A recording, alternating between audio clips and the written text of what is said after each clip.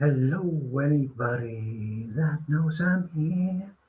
Here I am.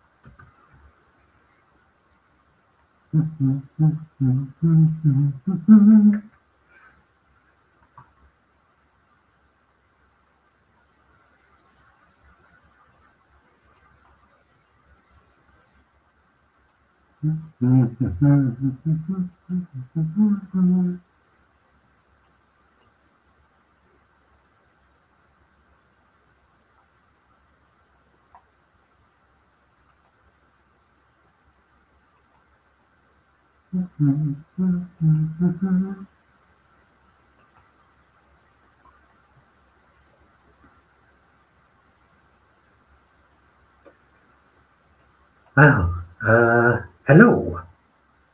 Hello. Let's bring up the chat. YouTube. Okay, almost ready. Yeah, cool. So, the moderator, you can make changes to your video while it's live, such as get in public and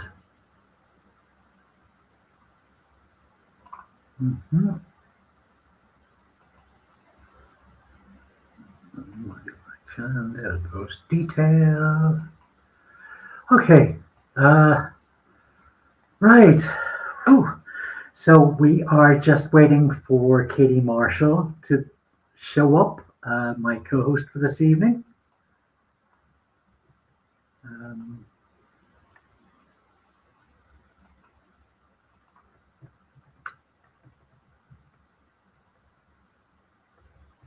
Wherever she is.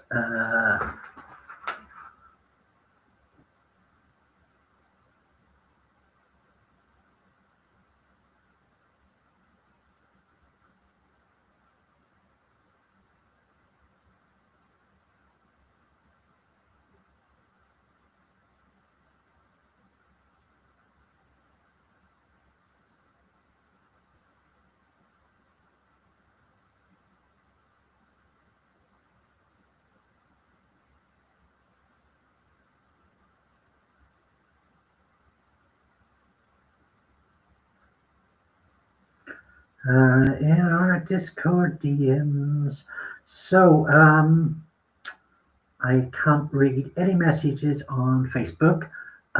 This is also being joint streamed to YouTube. Absolutely, please send us questions, send comments.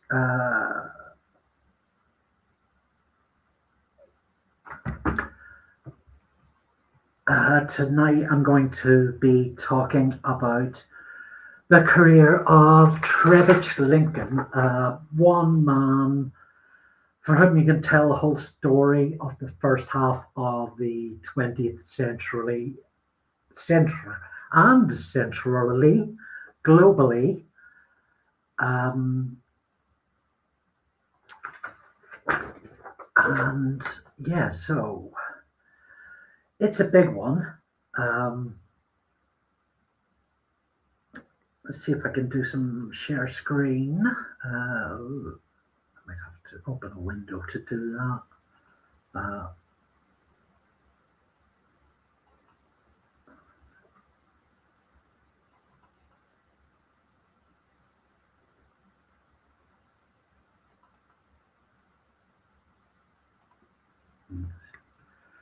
Yep. Be nice to get if you're watching on YouTube, would be nice to get a comment. Let us know if you can see us. Yeah, or at least hear me.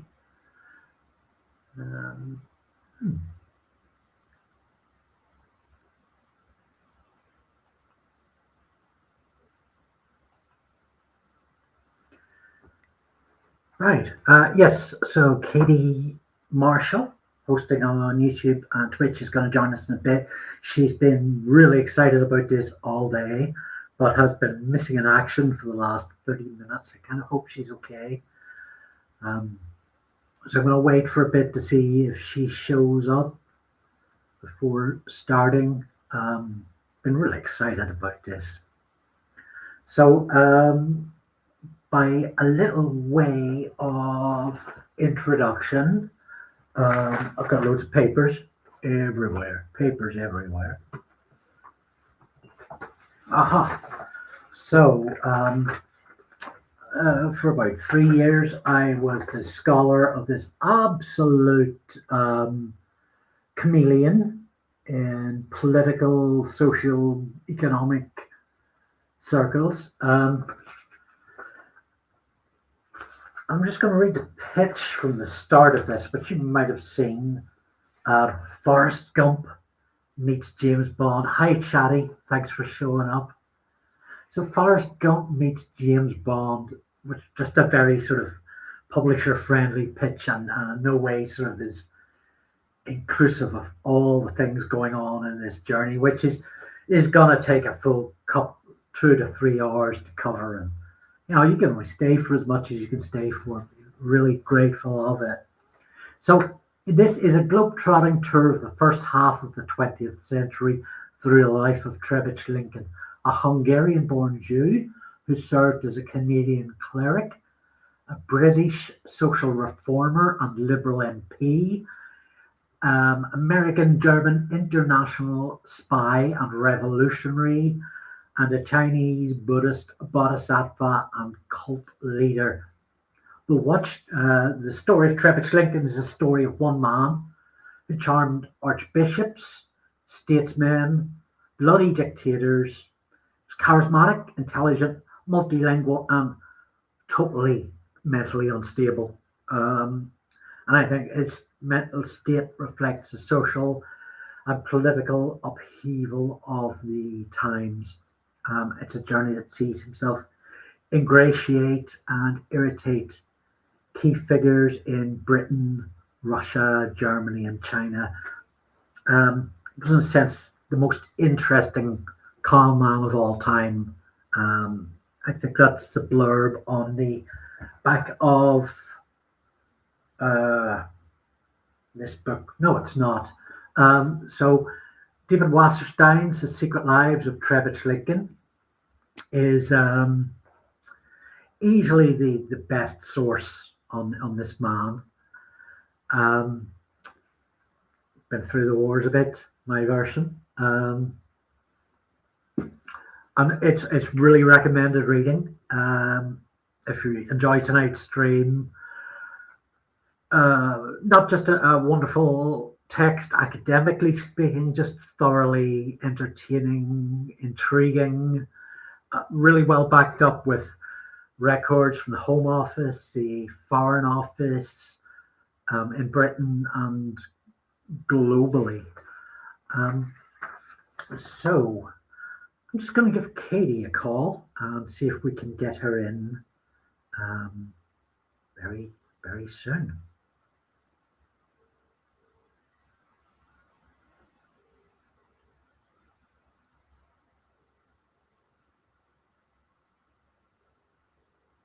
Ring. Isn't this exciting?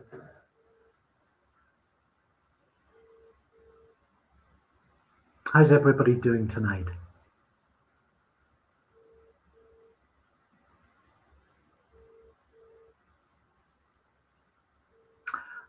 If you're watching on Facebook,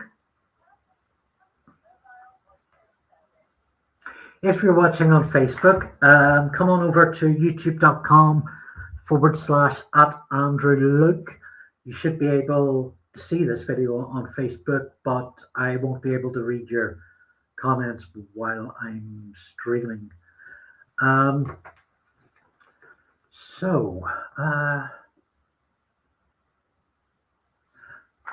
Let's throw up a little curioso while we get ready.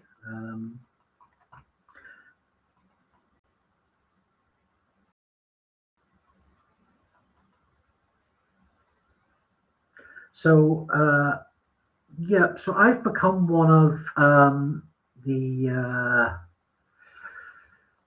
I guess authorities on Trebitsch Lincoln studies in the UK after Wasserstein.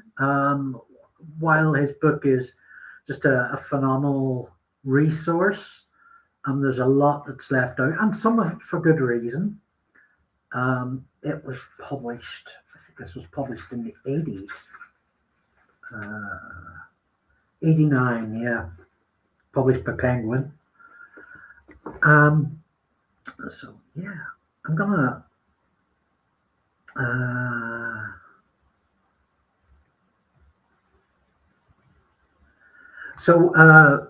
Around 2011, I was still very much involved in the comic book industry, and I put together a graphic novel pitch for a book about Trebitsch. I've also tried to get I've screenplays, pitches for radio plays, and I'm going to throw that up on screen now and sort of talk you through it and talk you towards it.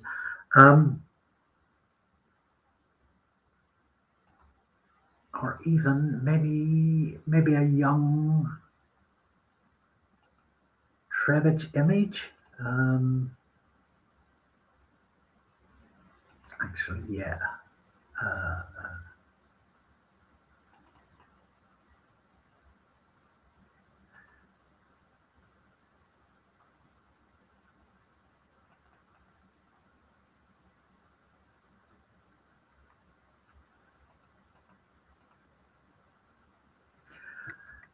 Yeah, this will be interesting. So, I mean, it went through a few different artists. Hang on the screen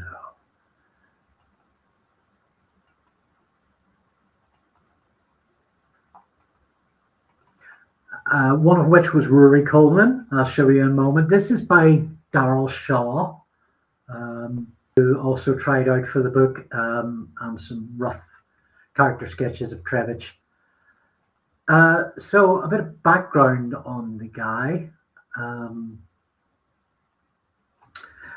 He was born in 1879 in Pax, little village outside Budapest.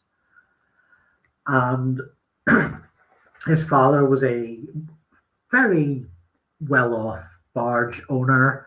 His mother was from a financier's family who would later sort of rise to the nobility. And he was born of a big family. I think he was possibly the youngest or the second youngest of about 5 boys, and was sort of stifled for kind of attention, which might have scarred him in a bit. So as a child, as a teenager, his story's fairly uneventful. He studied as a theatre student, and I'm tempted to believe that this linked into a riot that broke out during a performance by Gustav Mahler, in which a bunch of theatrical students just decided to protest the event. But primarily in his early life, Trebitsch was a pickpocket. He would, his family moved to Budapest, and he would pocket the streets, specializing in stealing gold watches. And sorry. about the age of 18, he decided he would flee to London in search of adventure, which would kind of be his kind of MO. As an adventurer, he often found himself embroiled in all manner of stuff and things, in major world events, and this would the first time he was pretty much just a spectator during it was the Golden Jubilee of the Queen in 1897. This first set of images is by Rory Coleman, who was to be working on the graphic novel project, but about 5 pages in, he got picked up by Marvel to draw Spider-Man. And so I was not a bit pleased about that. Trebitsch moved into the Whitechapel area of London. This is about 10 years after the Ripper murders, and was taken in by the irritates there. I'm using a name to me. He became part of the Barbican mission to the Jews, also known as a London Society for Promotion of Christianity among the Jews, which was run by the Church of England. And they successfully targeted young people, single men who were socially and spiritually disorientated by London society. So it provided a free bed for the night, a free meal, or even a chair in the heated reading room. And Trebitsch ingratiated himself, but there came a time where he kind of felt very uncomfortable and rebelled against the quite strict dictatures that were laid down for how Jews should act and how they should practice as Christians. So the elderly Reverend Lipschitz sent him on to Bristol, where he met with an even stricter administration from the Reverend John Moses Epstein, who was very much a sort of fire and brimstone kind of creature. They weren't allowed to visit fellow Jews, and so Trebitsch found this just too confining. He had a very kind of sort of impetuous sort of state about him, which, I mean, I think I might read this aloud, which is as a good description for Trebitsch's character. He was superficially precocious and worldly in some ways. He remained naive, provincial, and immature in others.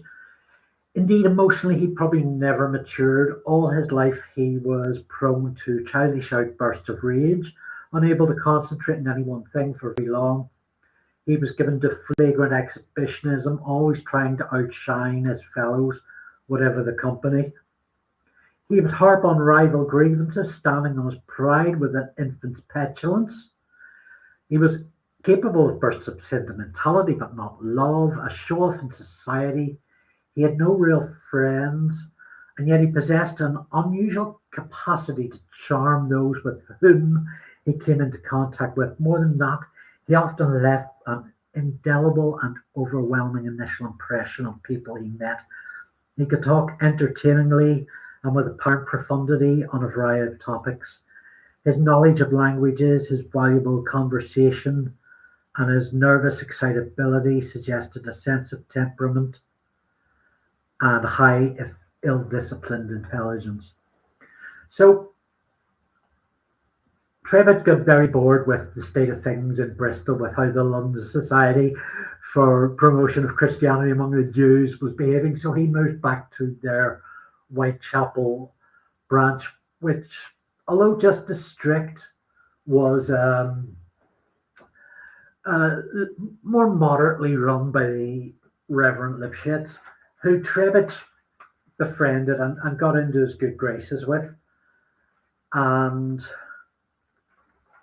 But he had such a mercurial wanderer spirit that eventually he left, and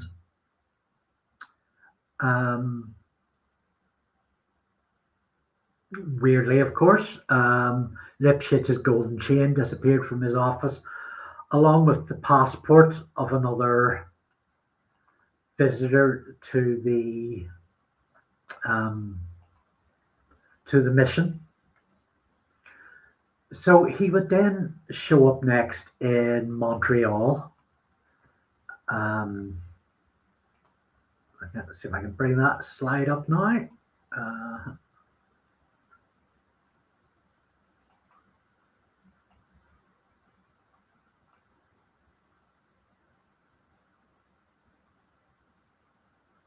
Actually, he didn't go directly to Montreal. He went to Hamburg in Germany in 1898 and decided he was going to study for the ministry. So he got involved with the Hamburg Mission House, the Jerusalem House of the Irish Presbyterian Mission, presided over by a Hungarian Jew, the Reverend Arnold Frank, where he decided he was going to study for full conversion to Christianity. This is where he met Margaret Kaylor, or Marguerite, who was kind of overwhelmed. Quite a plain woman, but completely overwhelmed by Trebitsch and his sort of passion for things. He had told her he wanted to be a journalist. Marguerite had a young child, Julius Tutt, who was like about a year old. She had him out of wedlock. And her father, military Captain Kaylor, while he didn't particularly approve of Trebitsch wholesale, he very much wanted a father for the child. So kind of encouraged Margaret and Trebitsch to hit it off, and they became engaged. He was baptized as a Christian by the Reverend Frank at Jerusalem Chapel, Christmas Day 1899, and from there he journeyed to Brecklum in Schleswig-Holstein, and he and Margaret married in 1900, and Margaret's grasp of English was just so terrible that when they got to making their vows at the front of the church, and she was asked, did she agree to the union, Ignaz Trebitsch had to step in and say, I do, for her. Her English was just that poor at that point. So Margaret and Trebitsch then moved to Montreal, and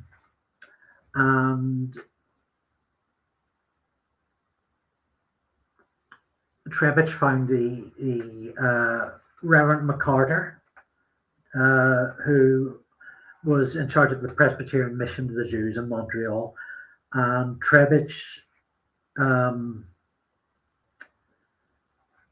kept up a correspondence with him, travelled back and forward a bit to New York, leaving Margaret behind after him. But, and this was to become a regular feature of his relationship with Margaret and their children. I think she and Trebitsch were having their first children. He came back to Montreal. He'd been kept in correspondence with Reverend McCarter and manages to get him to give him a job converting Jews to Christians, and employed a lot of the same tactics that the London Society had done in taking young disorientated men who were maybe travelers and getting them to join the church. And By all accounts, Trebitsch was very much a very active street speaker. He argued with people in the street. He took Bible classes. He distributed Yiddish scriptures. So he was very fluent in public speaking. He spoke Yiddish, Hungarian, German, English, and he would move beyond the Jewish quarter into small towns and surroundings. He got a scholarship from McGill University. Um, so it was there that he and Marguerite got married, and because they had so little money, and because he could appeal to Reverend McCarter's sentimentality around the marriage, this was enough for McCarter to pay $400 that year out of his own funds for the mission and his own salary. So December 1901, McCarter decides he's going to retire, which is essentially, because he's been at this for 40 years, and essentially this is going to leave Trebitsch without a home. And the mission to the Jews was unwilling to retain Trebitsch. So what he did was to call up write to the London Society for Promotion of Jews to Christianity in London, and to offer them the Canadian posting.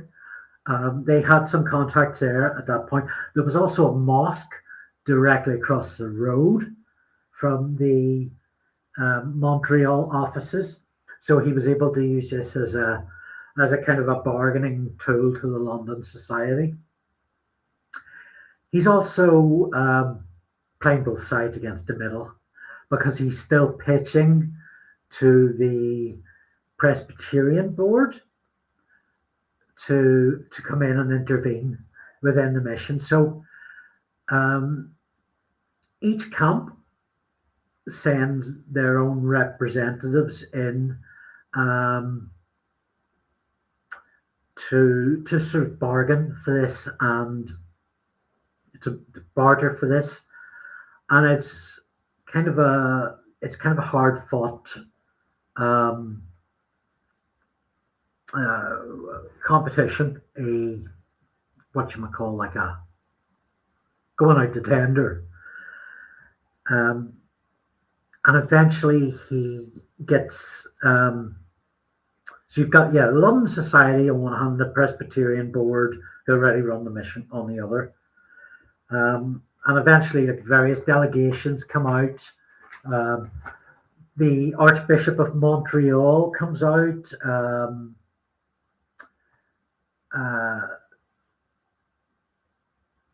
The Anglican Archbishop of Montreal being William Bond, Reverend Troop, and Trebitsch just gets them all around the table and gets them all on their own tables as well, and really fights for this. So they talk prospects, and essentially Trebitsch is granted the home.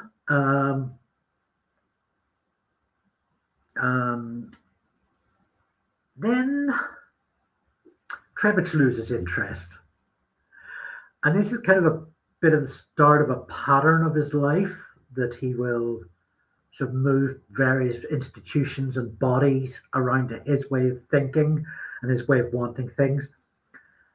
And he's already borrowed a lot of money from the departing reverend and from the two organizations, and he just absconds, leaving his brother Joseph, who has come over to visit, to strip the lights out of the mission house, to literally steal the lead off the roof, to run up enormous bills on Trebitsch's say-so. And Ignaz Trebitsch is already borrowing a fair amount of money. He's received an award of £310 3 months' salary from the mission, 300 owing to the Reverend Troop. And he decides he's going back to England. And he arrives at Kent in Appledore in Kent, where he sits his curate's exam. He fails the exam, but he gets a meeting with the vicar of Appledore, and actually Dr. Randall Davison, who was the Archbishop of Canterbury, and manages to wheedle him so that he will get planted as a temporary vicar for this little sleepy parish village in Kent. And so he's got a little money coming in from this. He's doing his whole firebrand thing at the pulpit. He's drawing on a lot of his sort of Jews convert to Christianity thing. Again, his wife is sitting down with the Archbishop of Appledore and or the Archbishop of Canterbury, should I say.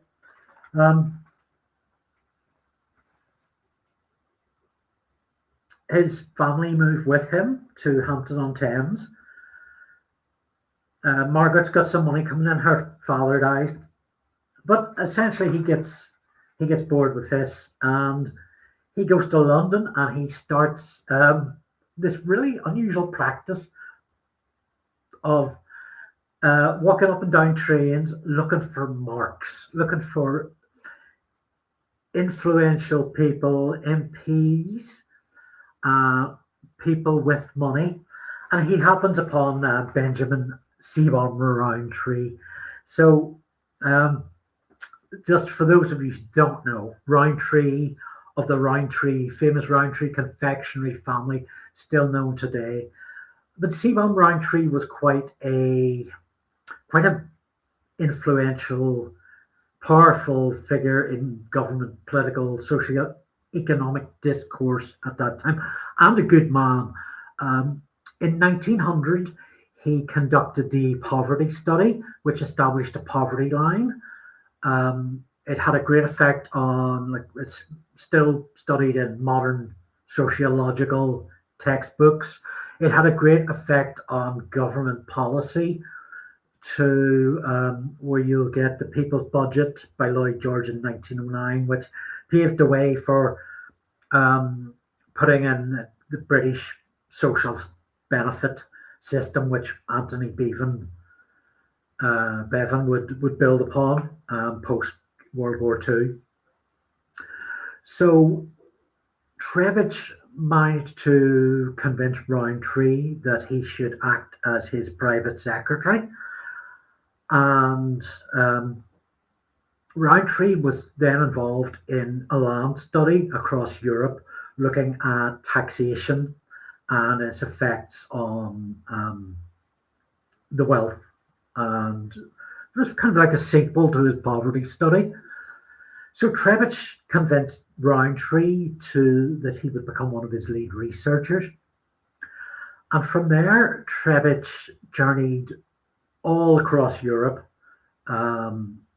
Italy, France, Germany, just using Rowntree's name to convince people to talk to him and to furnish him, more importantly, with letters of introduction. So Trebitsch, very much the narcissist,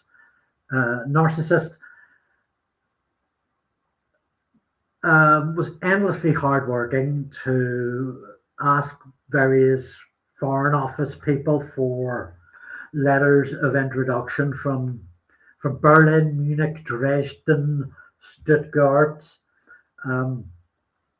He was going into the vice consul of Copenhagen. He borrowed a number of books from him that were quite precious, promised to return them in a couple of days after he typed notes from them. The books never returned. from Bern, Paris, Belgium, Brussels. He made himself a bit of a nuisance, in particular to Sir Francis Bertie, who was a British ambassador to Paris, nicknamed the Bull. He was kind of full of self-importance and pumping himself up, and like Trebitsch really got under his skin. And these complaints of various ambassadors that like Trebitsch had managed to piss off a dozen ambassadors and maybe still swindle his way with half a dozen others over the period of a couple of years. The ones he pissed off started to find their complaints back to the Foreign Office, so that Reginald Lister and William Tyrrell, Arthur P. were already kind of talking in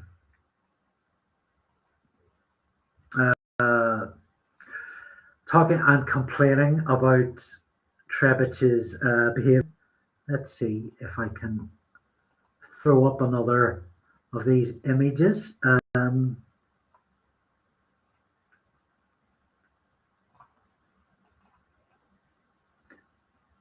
So this is by Rory Coleman.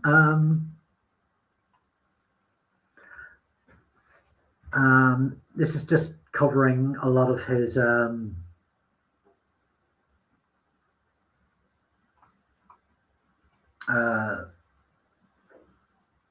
Canadian adventures.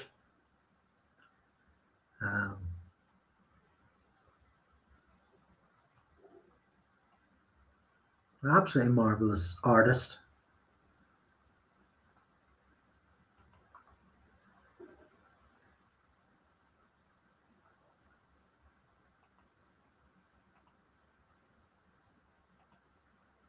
I think I have another of those for you. This did my voice some good. Yeah.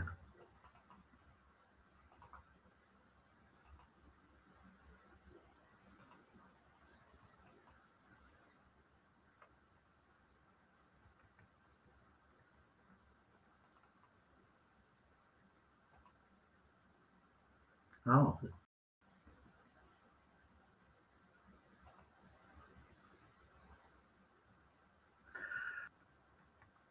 Goodness, can't get the streamers nowadays. Katie, where are you? Okay, bear with me. I'm just going to bring up another Rory's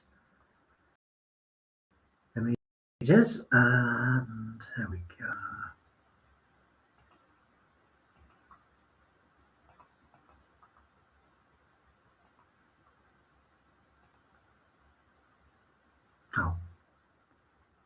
Oh, here we go.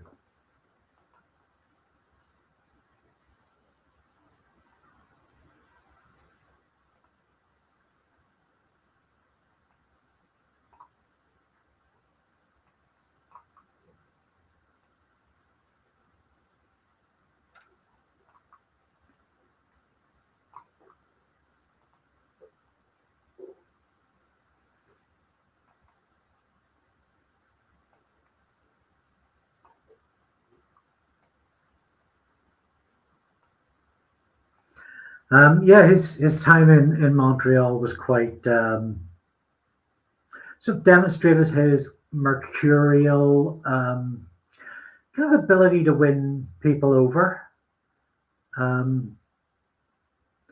This panel we're looking at now kind of reflects how he had essentially brought everybody together in a state of agreement, and then just decided, seemingly on a whim, that he wasn't interested anymore.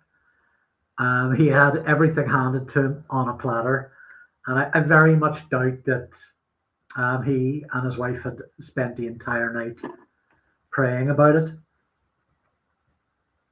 Let's see.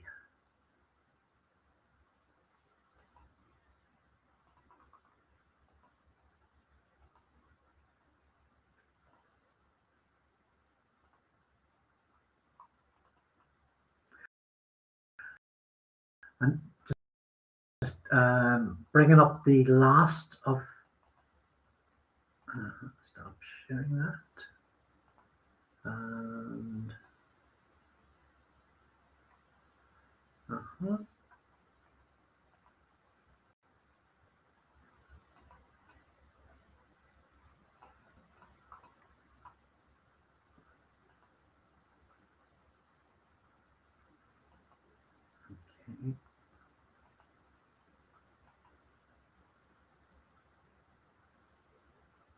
okay, I'll just wait for Restream to catch up with this image. Actually, maybe this will get this to you. Here we go. So hopefully,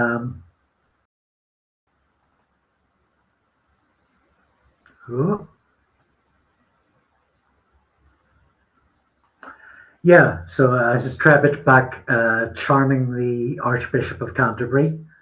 One of his marks.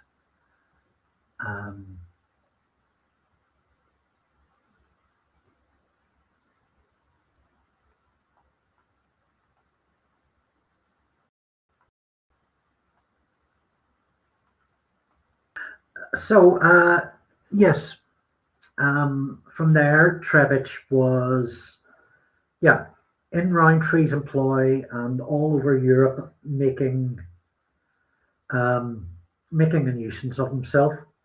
He was being talked about in Westminster in not positive terms, but being under the employ of Seebohm Rowntree was a big badge of credibility that he could work with. A hugely respected man, and quite rightly so. And Rowntree was also a bit naive and a bit gullible. So Trebitsch was running up huge travel fares. He was staying at high-class hotels in Europe. Rowntree was constantly giving him money. Essentially, he was kind of living free on Rowntree's tab. In the meantime, Trebitsch's wife, Margaret, was having more babies.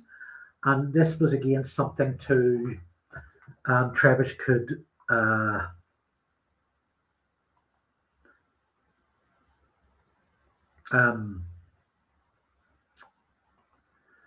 coast by on. And it was at this point that Trebitsch decided to ask Rowntree to sponsor him as a parliamentary candidate. So they settled on Darlington, which had been run by a Conservative.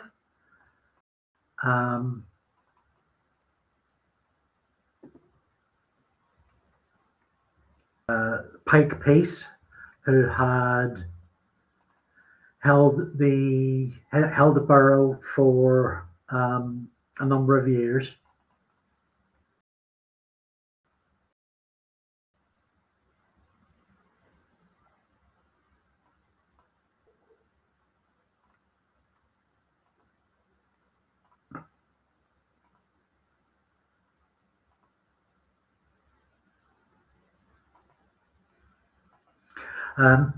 So they moved into their home in Park View in Darlington. Trebitsch still borrowing money,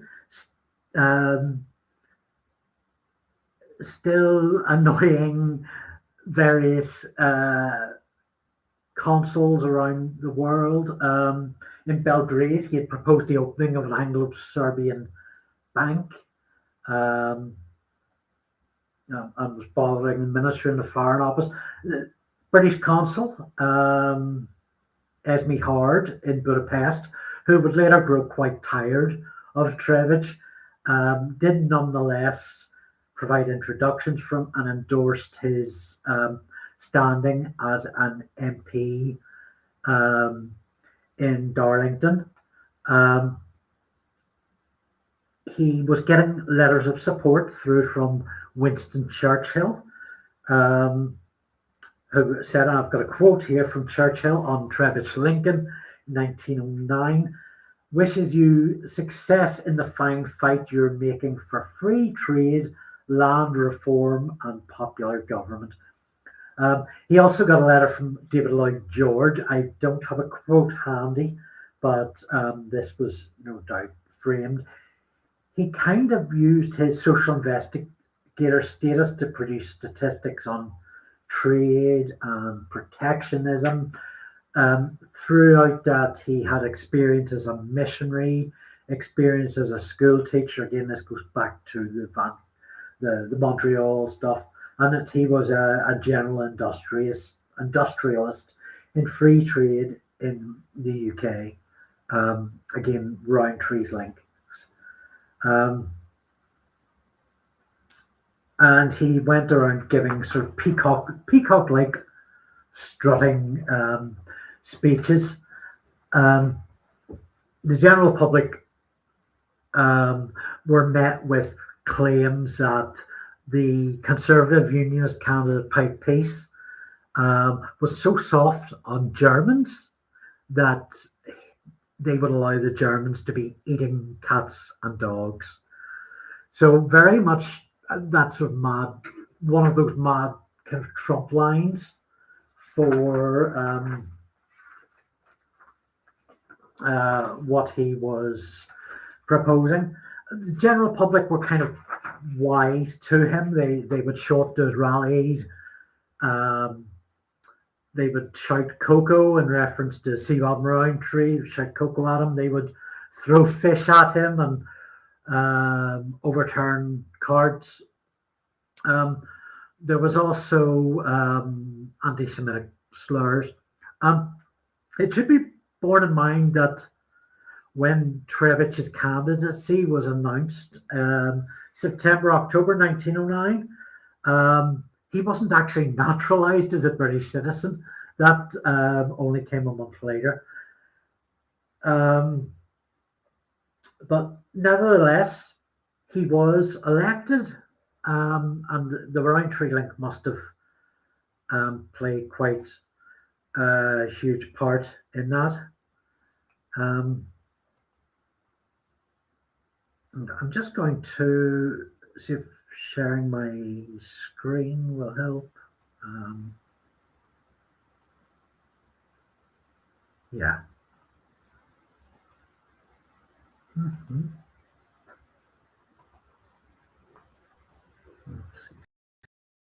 So I can open this up.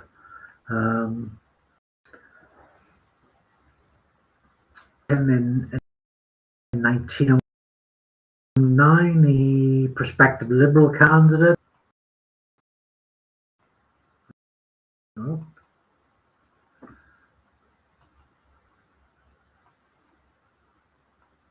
Oh.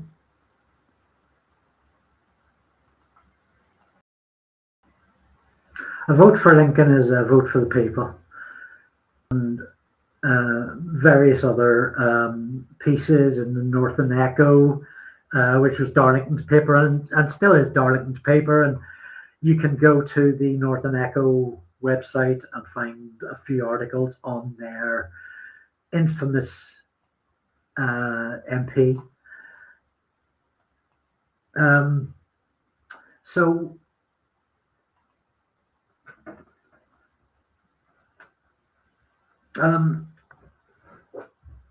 one of the things that he did when he was elected was essentially move him.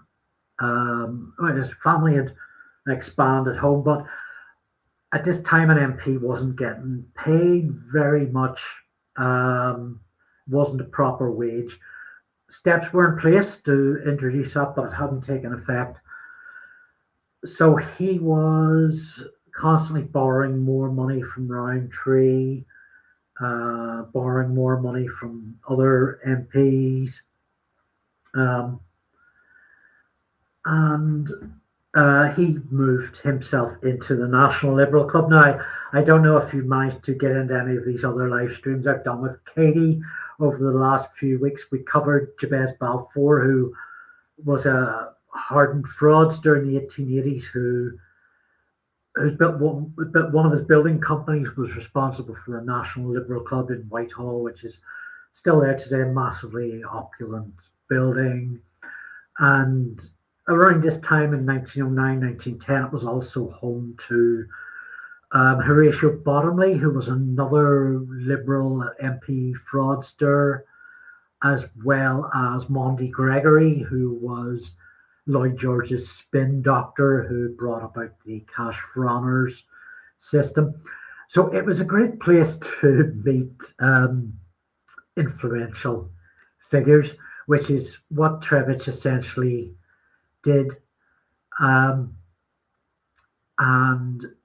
used them to get more loans and to call in for his various schemes.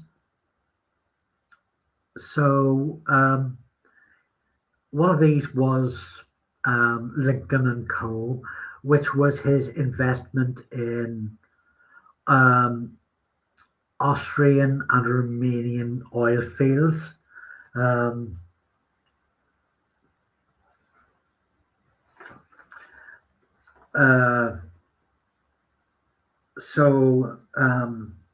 was a special article run in the Times in 1911 on the virgin oil fields of Galicia. And this was being floated around on the London Stock Exchange. But, I'll come into this in a bit, because at first we have to kind of talk about 1910. And Lloyd George had already stirred up such a huge thing with his people's budget. There was so much controversy that there was a general election in January 1910, and then there was another election in December of that year. And Trebitsch began the year by making his maiden speech in the Commons, which was full of pomp and big upping himself. Nobody showed up to it. It was an empty chamber. He made an intervention, a debate on a temporary borrowing bill a week later, but otherwise he spoke very rarely. 3 speeches throughout the year, 7 questions, all on foreign affairs. And as far as I can see, those are the only times he actually turned up to sit in the Commons.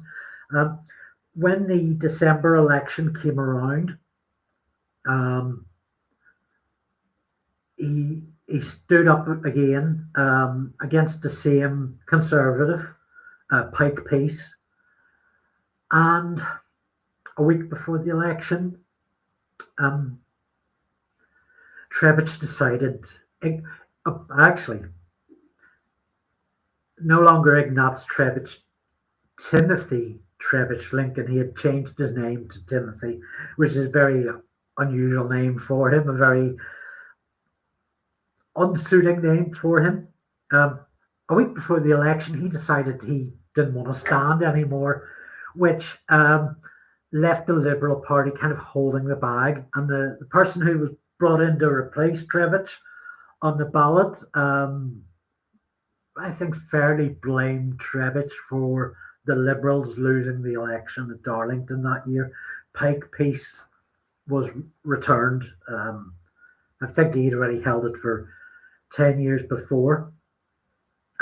January 1911 pretty much opened up with Trebitsch virtually bankrupt and meeting his creditors in the Station Hotel in York, Seebohm, Rowntree among them. Quite a lot of other people he had borrowed money from. And by May 1911, he was in a very large house with 14 rooms, in Watford. His family had expanded to 8. himself, Margaret, little Ignatius John, Edward Julius Tutt Clifford. I won't get into the family in too much of detail.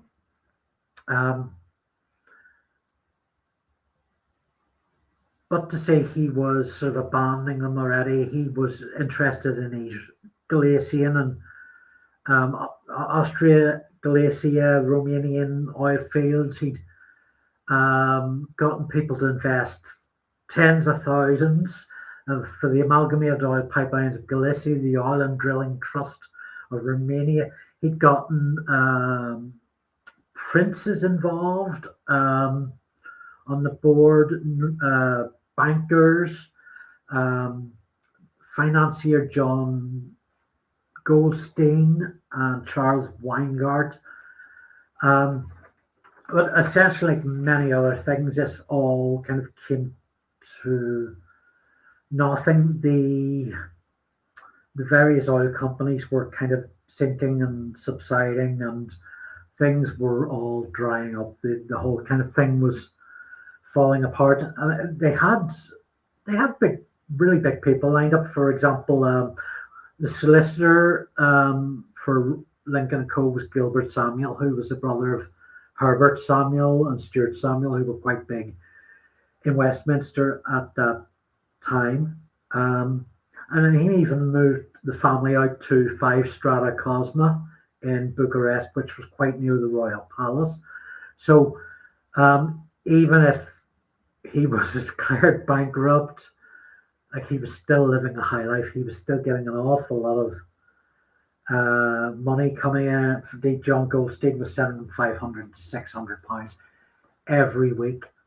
But the final nail was in the coffin for the Romanian oil fields when King Carol mobilized the Romanian army into the Second Balkan War, and the communications just sort of had a very negative effect and just kind of wrote off his whole Romanian oil fields venture, at which point he returned to London in 1914.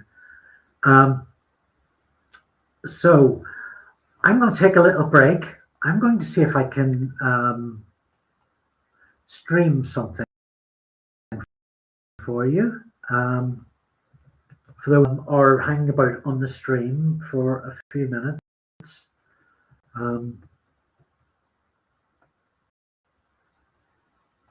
Little bit of light animation about some of the stuff we're going to cover going ahead. Let's see.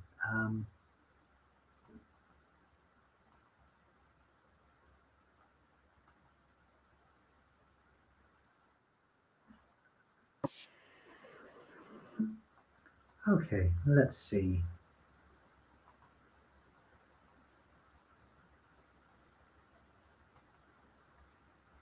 So hopefully you should be able to hear the audio of this. I'll be back in a few minutes. Sternberg, go watch that video. It's probably the weirdest of the earliest 20th century. Yeah, well, I was wrong, because I found someone who's more weird, and his name is Ignaz Trebitsch Lincoln. Also, plug for my Patreon. Okay, thanks, guys. So our story starts in 1879 in the town of Pax, Hungary, where a young boy is born to Jewish parents. Note the Jewish part for later. When he was 20, he flunked out of the Hungarian Art Academy and then left for London.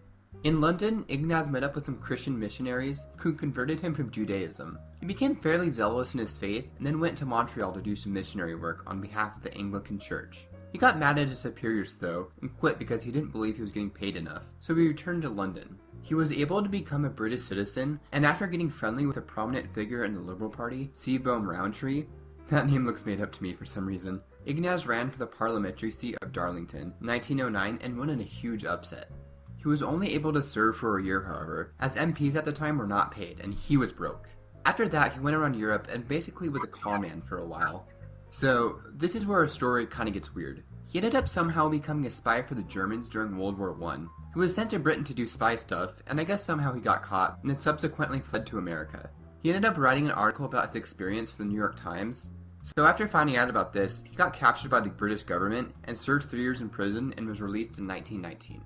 After roaming around Europe for a while, he ended up in the Weimar Republic and joined a fringe right-wing movement. He participated in the Kapp Putsch, where he met a man named Adolf Hitler. Don't know if you heard about him.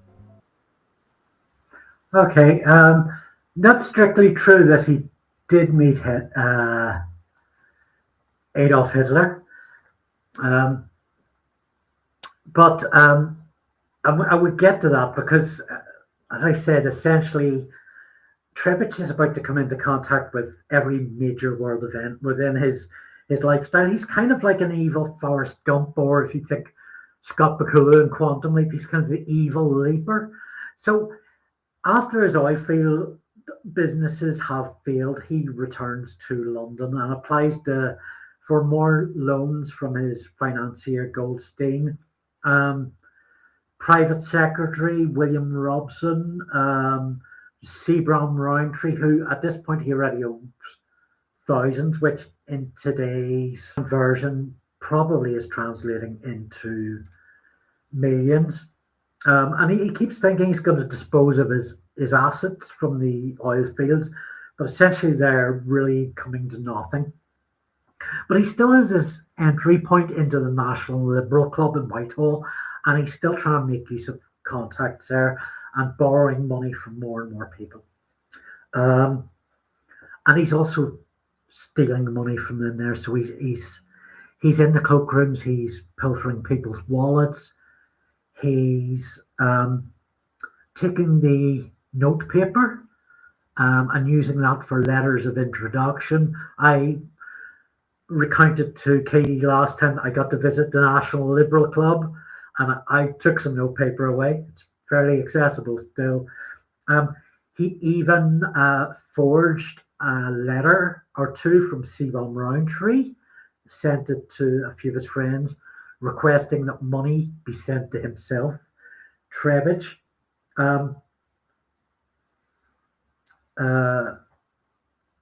He did dispose of some of the rotary drills from the Romanian venture,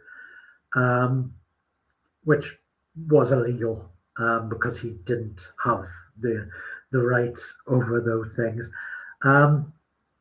Eventually, the financier Goldstein got wind of what Trebitsch was doing and started to communicate with the Rowntree, and they found out that Rowntree's letter had been forged. Goldstein had confronted him. Initially, they agreed to pay back the money owed. So we're kind of coming into 1914. And I'll just see actually if there's any more in this. Yeah, there's a little bit more money of stuff owed, but rather than me get into the detail of this, because there's some really great stuff coming. Essentially, Goldstein eventually went to Scotland Yard and informed him what Trebitsch is doing. And Trebitsch he came clean to Rowntree, using his family as leverage. Do not judge me, remember my wife and children. But essentially, so war breaks out, and Trebitsch gets a job at the Mount Pleasant sorting office, where he's...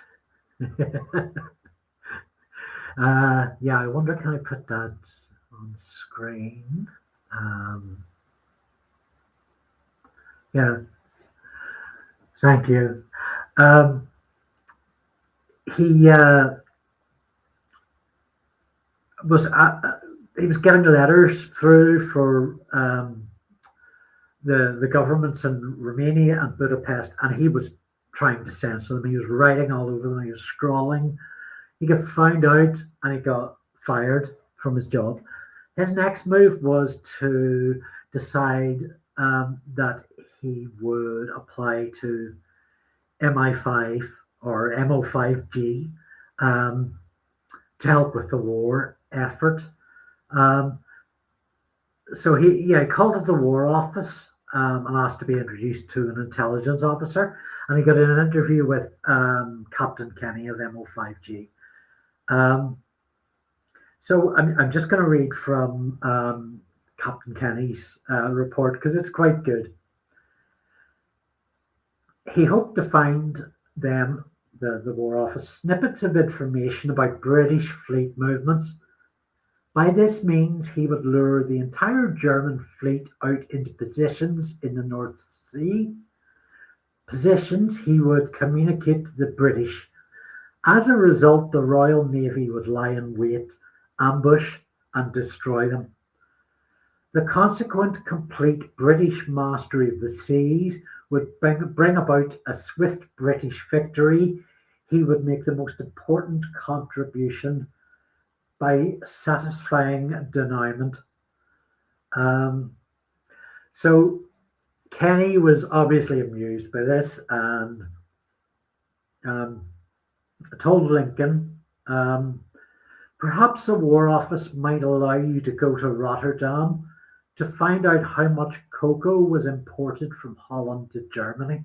You think back to the old Rowntree cocoa thing. So this is a jibe. He's taking the piss out of Trebitsch, but Trebitsch didn't want to know. He assumed Kenny was serious.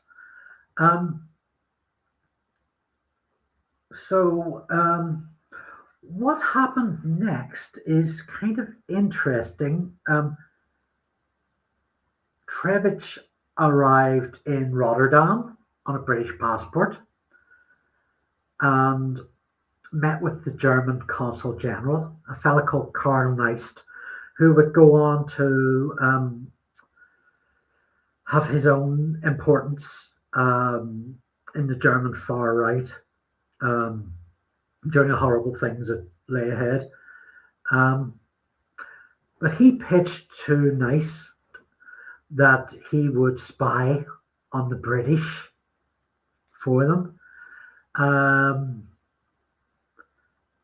Neist allegedly gave him a trial run. He gave him some papers that were kind of no use, and a task that was of no use. Trebitsch then travelled back to London, where he offered for sale secret codes that had been supplied by Neist. Captain Kenny referred him to Captain, or maybe actually it says Captain in my notes, but I think he was an Admiral Reginald Blinker Hall, because he blinked quite a lot.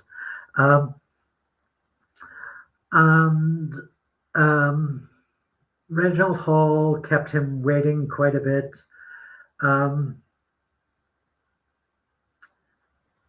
Reginald Hall did a bit of inquiring about Trebitsch Lincoln before he met with him, including finding out about the frauds, the thefts around Rowntree and Goldstein, and also looking over with suspicion these papers that had come from the German consulate in Rotterdam. So he also talked to Churchill and a few of the people in the Foreign Office from his time as Rowntree's representative.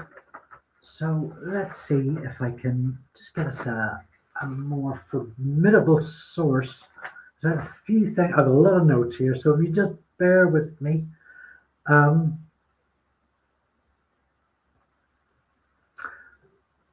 So it was 20th of January 1915 when Admiral Reginald Hall called Trebitsch in for a meeting to follow up on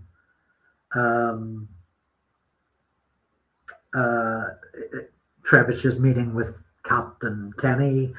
From the papers he'd got from Vice Consul Neist and the German military attaché Franz von Papen, who he had also allegedly met with. Von Papen, another one like Neist, who would be more and more important in the horrendous future for Germany that lay ahead. So Trebitsch got a summons in from Admiral Hall. He was told to bring his passport. And Hall was a very sort of no-nonsense man. And he told Trebitsch his services were not required.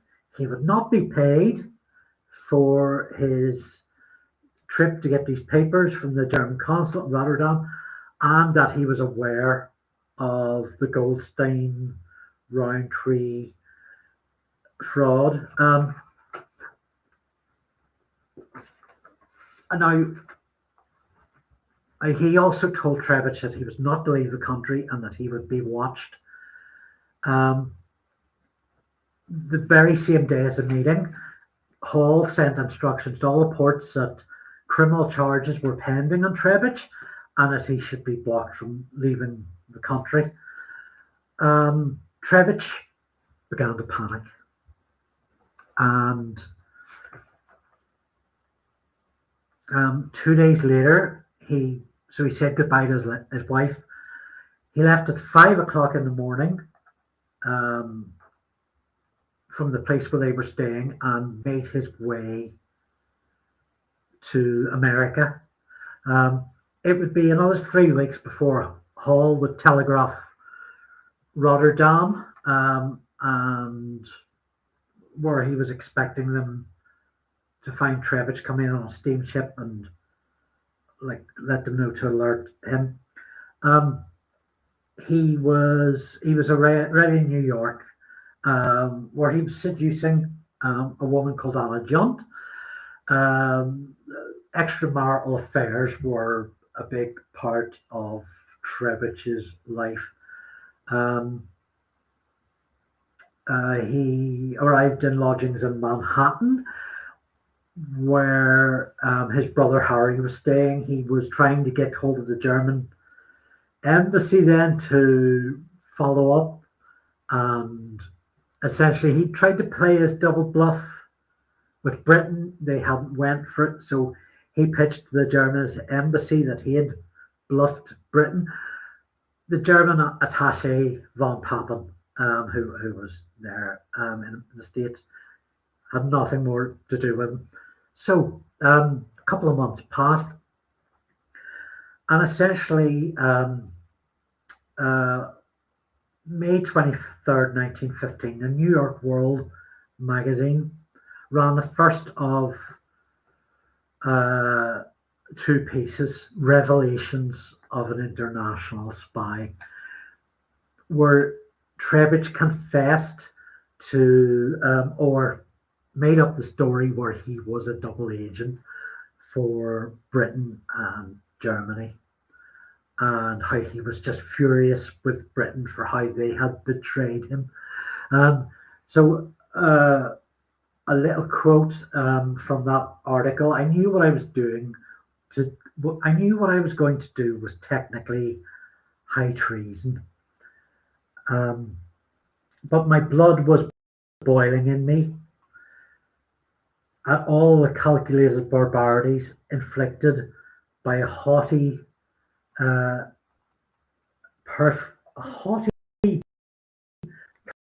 perfidious race upon innocent people."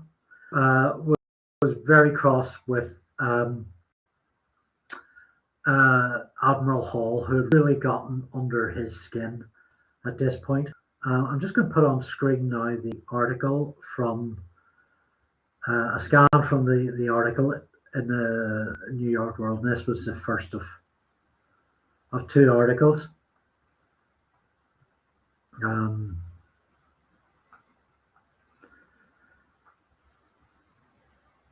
So he further into his weaving this fictional narrative, he had also drawn in Seebohm Rowntree and claimed that his work on the land investigation across Europe was all part of like an intelligence gathering mission. I mean, this obviously kind of inflamed feelings back in England.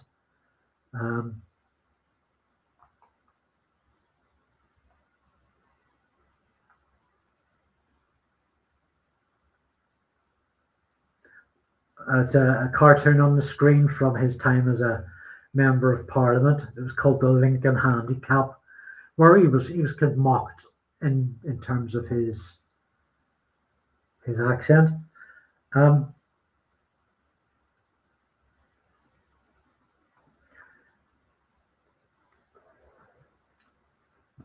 so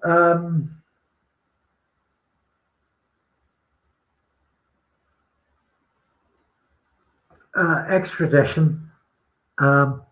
The Americans were asked to extradite Trebitsch Lincoln, but they weren't really that interested. And to the point where then Admiral Hall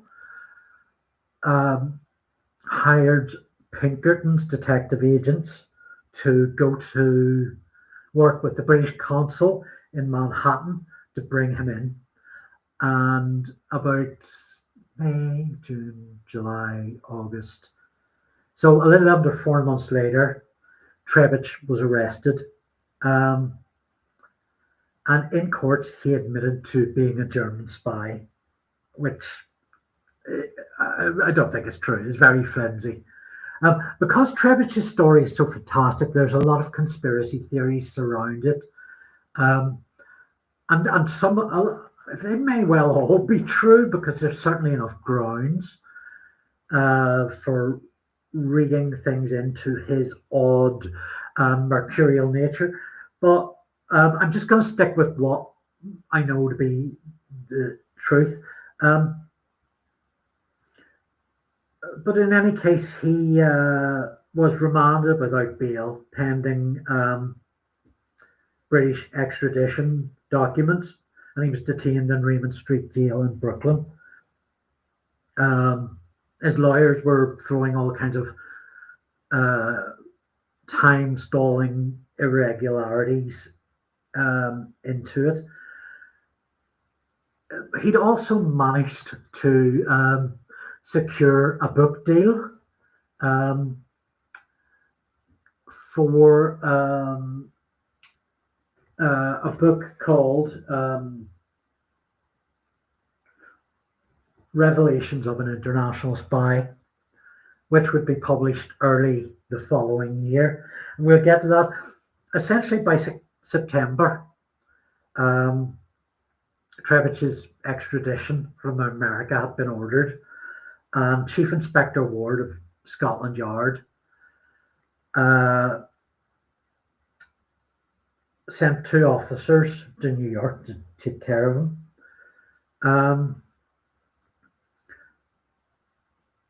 But they were sent back again. Ward himself met with one of the judges, Judge Veeder, who had been constantly working on Trebitsch's case.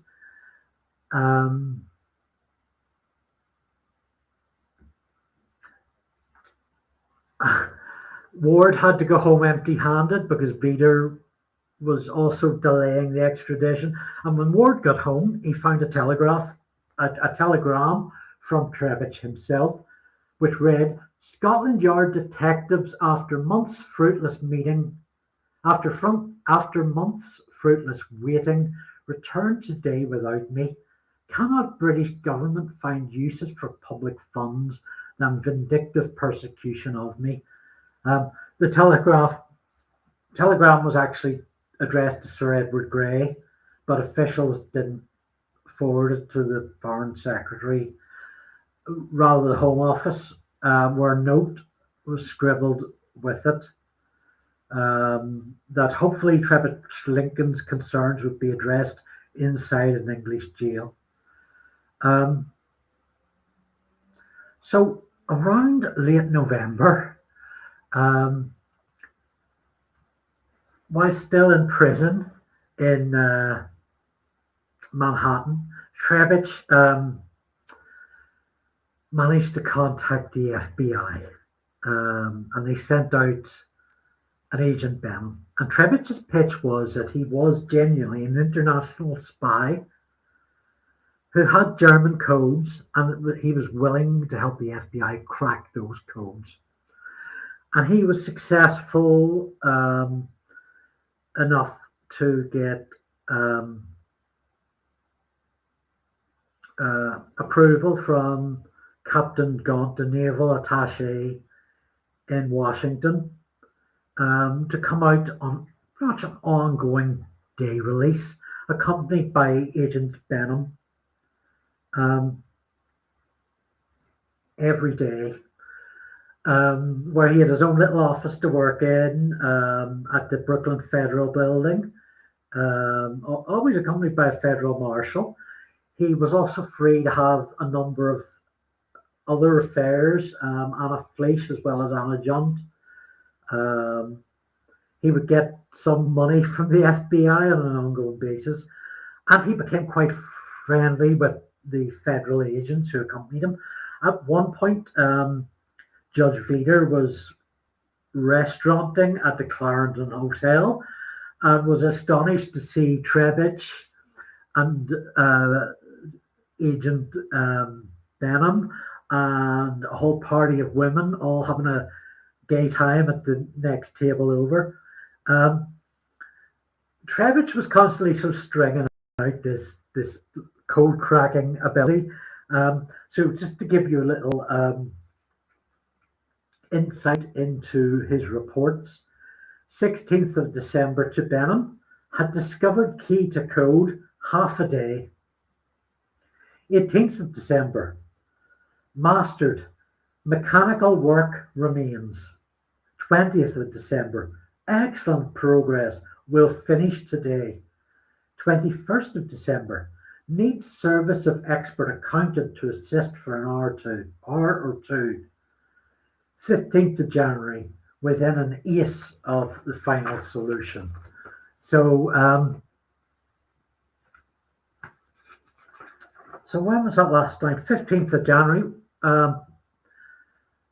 And that was quite an interesting day, because that was a day that one of the agents, Deputy Marshal Francis Johnson, a fairly young man who he'd often been in custody with, he and Trebitsch went out to dinner at Joe's restaurant on the corner of Fulton and Pierpoint Street. And Trebitsch decided he would use a toilet and jump out the window. Johnson, being quite a young man, was horribly embarrassed about this, and said nothing until the 17th of January, when he reported his escape. Trebitsch might have stayed with his brother. There were sightings from all over, but what is clear is that on the 19th or 20th of January, he walked into the offices of the New York American. Also vital to this is the 21st of January. So a day or two after he walked into his newspaper offices, his publisher was publishing his Revelations of an International Spy autobiography. So essentially, he is on the run, on a book tour, a book promotional tour, while escaped from prison. And he told the New York American that he was feared by his enemies as one of the brainiest of men in the world. He threatened revolt against British rule in Central Asia. The British knew that he was disguised as a Buddhist monk in Central Asia for the purposes of spying.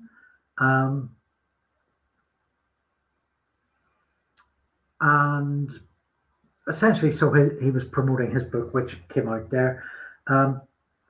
He moved from New York to Red Bank in New Jersey, returned to Manhattan again as a Hungarian furrier. There have been sightings in Baltimore, Albany, Chicago. His brother in New York had been placed under a wiretap by the FBI, which was actually to have really deadly consequences, because his brother was in the military and a homosexual. And because of his connection with Trebitsch, was actually sent to Alcatraz because he was homosexual. And so this is one of a pattern of sort of people around Trebitsch, his family particularly, suffering the consequences of knowing him. There were also wiretaps placed on Anna Junt and her husband, Anna Fleisch, and various other people. So he was on the run for from the 15th of January 1916 to the 20th, 1916, when he was recaptured, and he'd been giving press conferences on the run. He told one organization, "Congratulations on capturing me. I am the cleverest man in America. I'm a British subject, but I hate England. These charges of forgery have merely been trumped up in order that I may be shot of it as a spy." So he was put back in jail. Before they could extradite him, he was almost successful in escaping again. He got together with some local organized crime figures to clone a key. He talked with a few prison guards. I think he might have bribed a few prison guards to go along with this. At the last moment, this latest escape was foiled and 2 prison guards lost their jobs over it. In May, Ward, Chief Inspector Ward, returned from Scotland Yard and brought Trebitsch back to Liverpool, where he sat in judgment at Bow Street Court. He represented himself, where he cross-examined Seebohm, Rowntree, the financiers, Goldstein and Fingelstone. I'm just going to share another of your comments. Thank you, Mr. E. Trebitsch called Winston Churchill as a witness, along with Reginald Hall and Captain Kenny. None of those 3 turned up. He went into this big 2-hour tirade in his defense, turning on crocodile tears about the devilish lies where he'd been accused of treason. He pled non-guilty and was sentenced to 3 years in Parkhurst in the Isle of Wight. Now,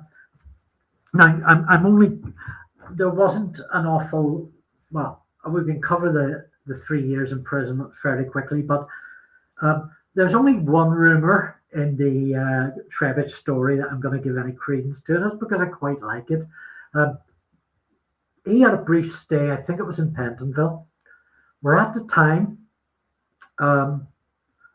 Sir Roger Casement was interred before he was shot. Roger Casement, who was a member of the British establishment, who was a foiled arms runner for the Irish Easter Rising and was in prison for about a week or not very long, outed before he was shot, and outed as a homosexual. And also there were Casement diaries presented about his homosexuality in court, which might have been forged by Monty Gregory, but were almost certainly forged. And the reason I give credence to this is pretty much mostly as a storyteller, in that I'm thinking about Trebitsch, who probably was talking faster than I'm talking now, with much more flamboyancy.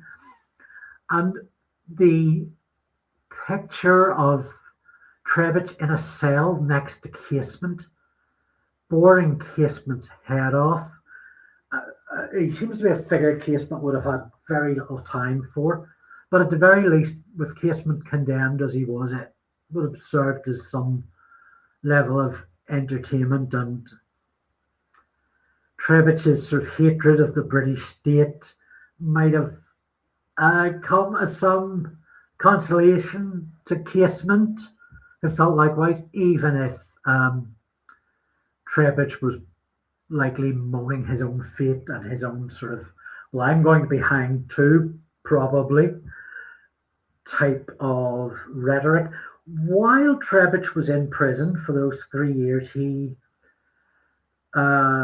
constantly wrote to all the foreign ambassadors who he had bothered in his social researcher phase, in his oil company phase, and talking to newspapers in Britain and in America, demanding a lot that Reginald Hall, the Admiral, the Director of Naval Intelligence, that he be held accountable for his plight, because he was, in Trebitsch's mind, rent-free, his number one enemy. He was constantly petitioning, even to the point where the governor warned him that his privileges to petition would be taken away. In early 19, he had like pretty much a full physical and mental breakdown. And there was so much bother outside that Kell, and Kell is Vernon Kell, one of the senior directors of MI5, revoked Trebitsch's certificate of naturalization, which was a very rare step, actually, because Trebitsch had shown himself by act to be disloyal to His Majesty. Although Trebitsch was due to be released, he remained in prison in Pentonville in London. And they were constantly looking for ways to keep him in prison, even after the end of the war. So the Home Secretary wrote, "Deportation of this man suspended on receipt of info, which made it appear undesirable to allow him in present circumstances to return to his own country. He remains in internment and his repatriation will be carried out later." One of the reasons was that they feared he would return to his home of Budapest in Hungary, where the Bela government was in power and had some really revolutionary ideas. It was quite an unstable place. And Trebitsch's brother was already there, and he was quite involved in the revolutions. And they feared that Trebitsch was of the superior, according to Basil Thompson, one of the other heads of the MI5, Lincoln is probably of superior intelligence and ability to any member of the communist government, and he might easily become a sort of Lenin of Central Europe. In any case, the next the Bela regime fell in August, and Trebitsch was released and was given permission to leave the country, essentially to be deported, actually, and bound for Rotterdam. He didn't board the boat. He gave them the slip and set off for Germany. So this was Germany 6 weeks after the Versailles Treaty. The humiliating Germany is to blame for everything that happened in the First World War, which was a massive grievance. And if you know your history, and you probably do,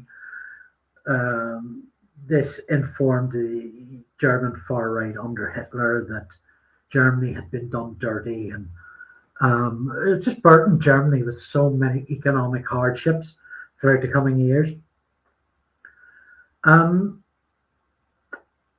So it was um, in Germany in September 1919, where Trebitsch kind of met the first friend who'd be a sort of a constant of his life for any period of time, and this was Colonel Max Bauer. Now, Max Bauer was a big bloody war hero. He was the most highly recommended colonel or military man of any type by General Ludendorff, who was in charge of the German forces during World War One. And Bauer was a bully. He was a loudmouth. He was a rabid anti-Semite. Yet his best friend Trebitsch Lincoln was a annoying, irritating Hungarian Jew, and quite openly so. It wasn't a secret he disclosed from, or he kept from Bauer. And the two of them got off like a house on fire. This sort of mad, mercurial man whose mind can't settle for any moment, who's got a really short attention span, moving from one scheme to another. To, I guess, Bauer would be kind of resolute and firm, but there was enough in his psychological cosmetics that he and Trebitsch bounced off each other really well, for their own selfish purposes. And obviously they were both, Bauer was incredibly unhappy with the defeat in World War One and the terms of surrender and how that was presented through the Treaty of Versailles and what was to come with the economic bankruptcy and the reparations. So it's a little unclear, perhaps, with Bauer, perhaps not. There's a story in the London Daily Graphic, 23rd of September 1919, and I'll just read the headline as a way into it. Spy envoy to ex-Kaiser. Lincoln's special mission for pronouncement from the fallen warlord. Wilhelm remains silent. Lincoln's secret. Ex-MP fails in his promise to startle the world. And this was there was a whole page in the Times devoted to this as well. Where essentially Trebitsch decided he would visit the Crown Prince Wilhelm, who was on an island under guard by on house arrest, essentially, by the foreign powers. And Trebitsch couldn't get to see him, but he made the effort and camped out there for a few days. He wanted to propose to Wilhelm that the prince help him remove his father from his claim to the German throne. He also claimed that he was seen at The Hague with this pitch. In any case, Bauer and Trebitsch started to get involved with a lot of the troublemakers in Germany at that point. Bolshevik agent Karl Radek, the Hearst journalist Alfred G. Anderson, and the German correspondent Karl von Weingard, who was a fairly famous traveler. And Karl had a traveling companion Karl Henry von Weingard had a traveling companion, quite a famous young lady who rode in the Zeppelins. Let's see. What's her name? I'm trying not to Google on this.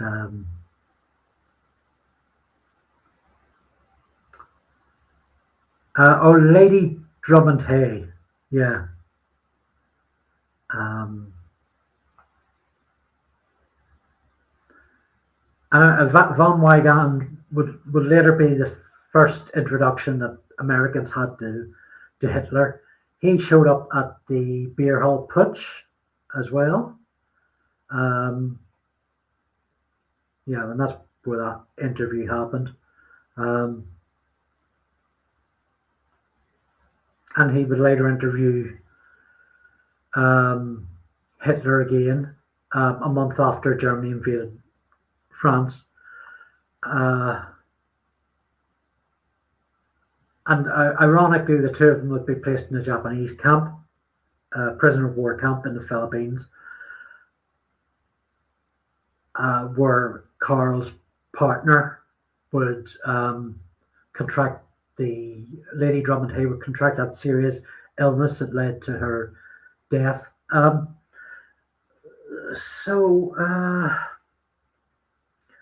Another famous figure, Count Ernst Reventlow.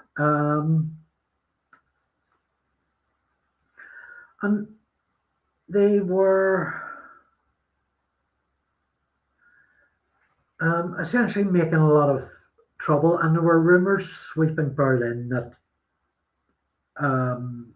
General Malcolm of the British mission picked up on, as he reported to the British government that there was trouble brewing, that a coup was imminent.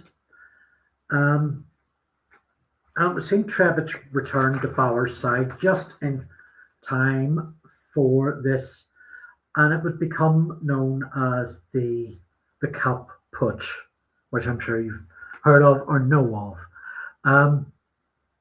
And Trebitsch, this happened in March. Trebitsch trailed this. He announced to friends that in a day he would be a very rich man in a day or so.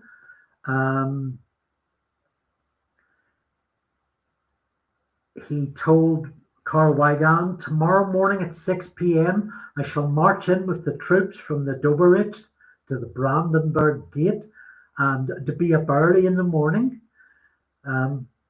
They would liberate Germany from misery, corruption, and crime." And there were a few other sort of triggers to what happened with the Kapp Putsch. General Lutzwitz was relieved of command on grounds of insubordination.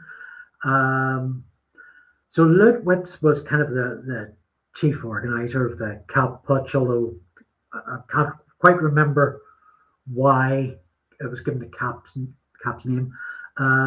Pabst, Bauer, obviously, and Ehrhardt.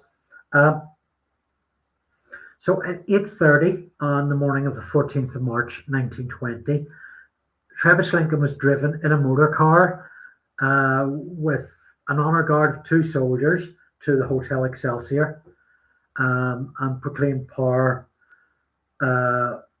was in their hands. Luttwitz had a number of support from the Berlin military. The senior members of the military did not want to get involved, but a lot of the working class groundswell level did, and it spread way beyond Berlin. It was all around Germany, although in some areas more than others. And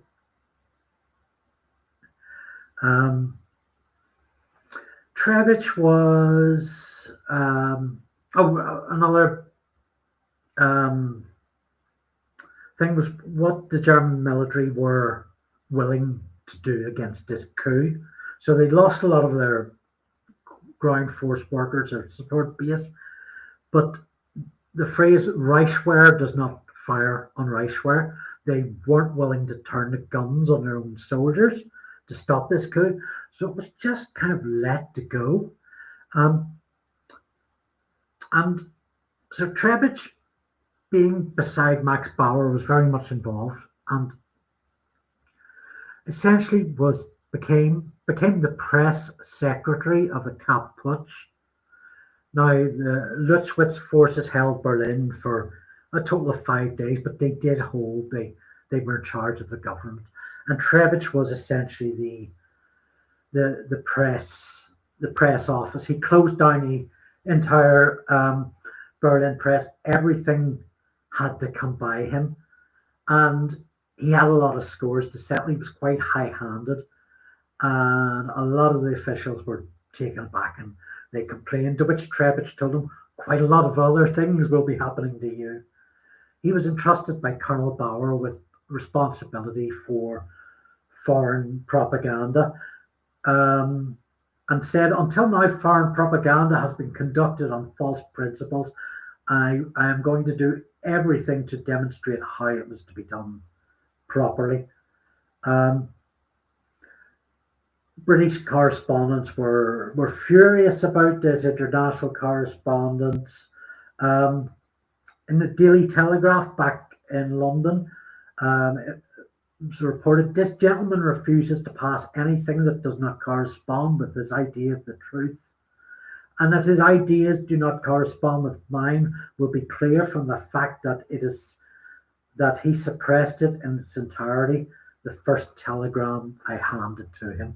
So very much a repeat of his nonsense at the press office in Mount Pleasant.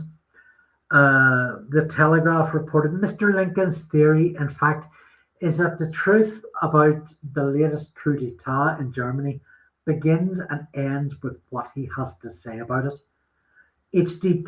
Daniels in the Times, he insists in arguing with correspondents, sentence by sentence, in regard to their matter, and under the cloak of censorship, seeks to influence him by what the present regime once said. The Daily Chronicle, the most intolerant that I have ever come into contact with, is political censorship in its worst form.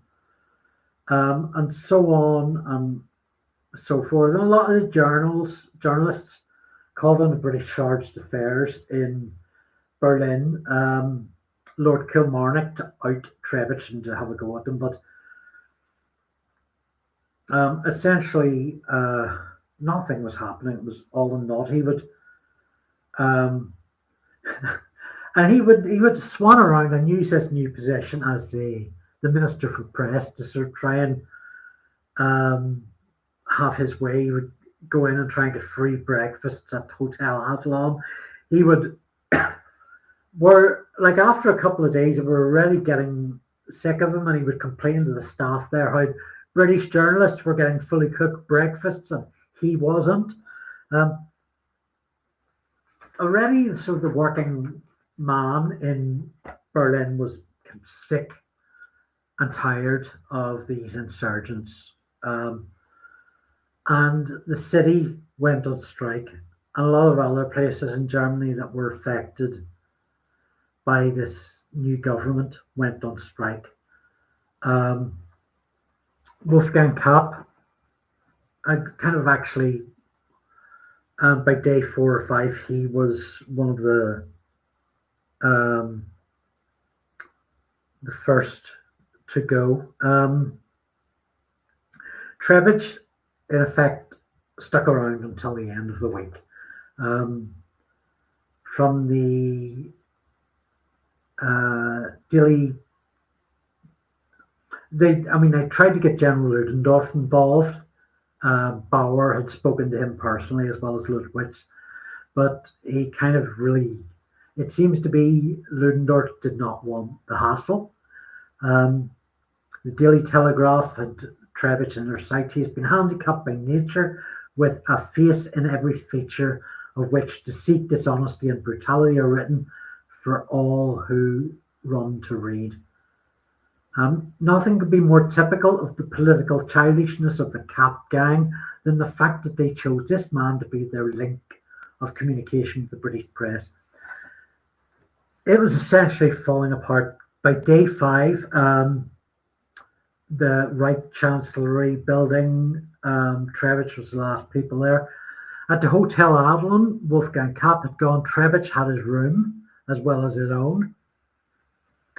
When they got a few visitors,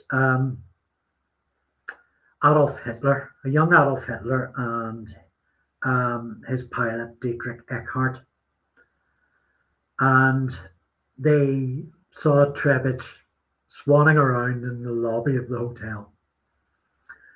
And according to Otto Dietrich was later Hitler's press chief. According to his memoirs, published in the 50s, Dietrich Eckart grabbed Hitler's arm and he said, "Come on, Adolf, we've nothing to see here." That the Kapp Putsch was kind of below them. So whether Hitler and Trebitsch spoke or not at that point, I mean, that's the most likely kind of that they would have as a contact point, although their paths would cross again in this story. I'm aware I've been talking for about 2 hours now. There's loads more to get through, so and more of it even more fascinating. So I'm going to talk for a little bit more and then take a little break again to kind of rest my voice. The next thing that would kind of happen would be Trebitsch and Bauer would drift around Germany for a while. They would get involved with the the White International movement. So I certainly haven't heard of the White International movement. And if you haven't, essentially, White Internationals, international as you say, but it really begins with Russia. And the people who were not happy with the communist revolution in Russia, the people who lost their money and their businesses and were forced to be exiled, to be emigres. And also the various figures, if you think of how much this pissed off, communism pissed off capitalist powers around the world. So, I mean, Katie was telling me earlier, even Churchill was a White International. There were a lot of high-ranking people as part of this White International movement. And Trebitsch and Bauer, it seemed, got in on the ground floor. And they got together with, was it the Hungarian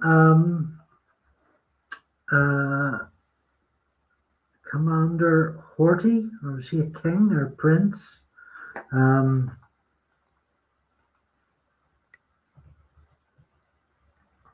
Let's see, I'll just Google this. Miklos Horthy, admiral and former regent of Hungary.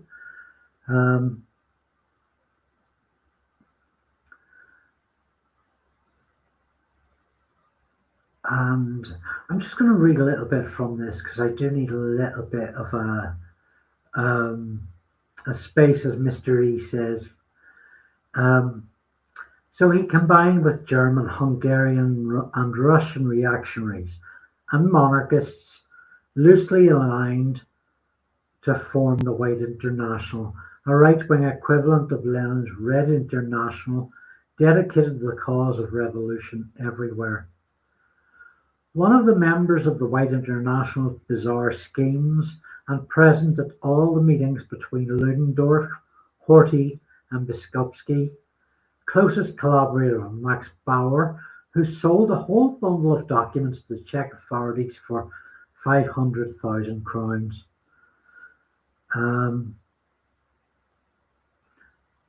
So, yeah, they were This little clique was talking to lots of senior government figures, as well as ground level agitators.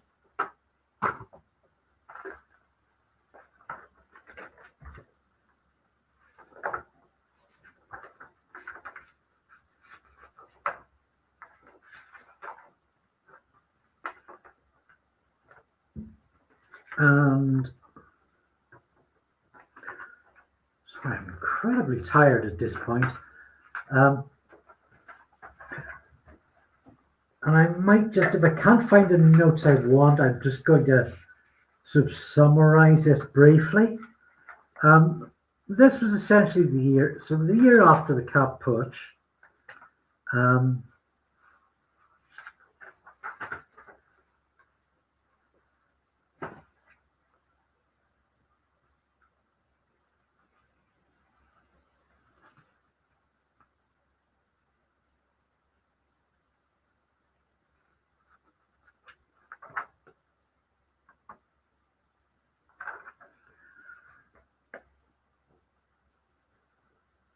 And what happened? Generally, they were traveling all across Europe, making contacts for another Russian revolution to overthrow Lenin. Was it Lenin or was it Stalin taking over about then? I think Lenin's sort of new order there. And what happened? Trebitsch became very unpopular with his organizers, to the point where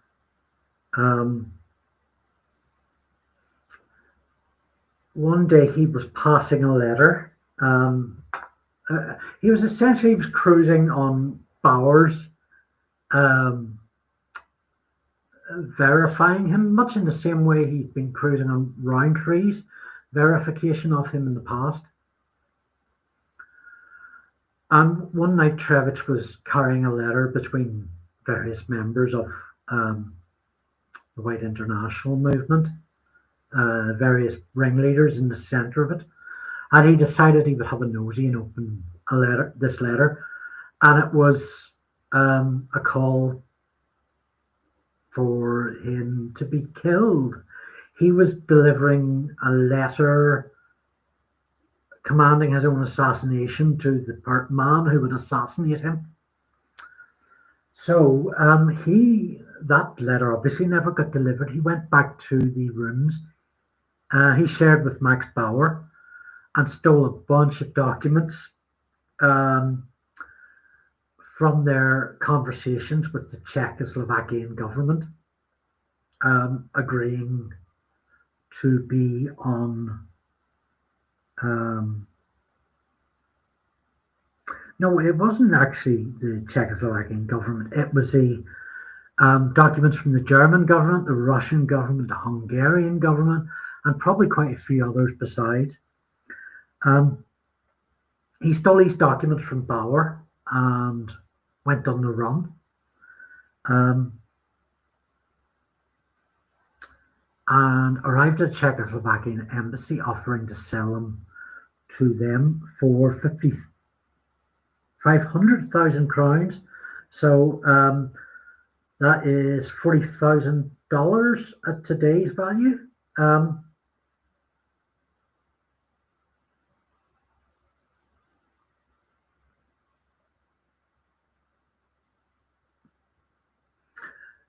So he built these as explosive documents, and he was very desperate for the Czechs to. The Czechs said, "Yes, we have a deal. We'll do this." And he spent quite some time waiting about the area, waiting for the money to come through, and it never did. Essentially, the Czechs decided not to pay him.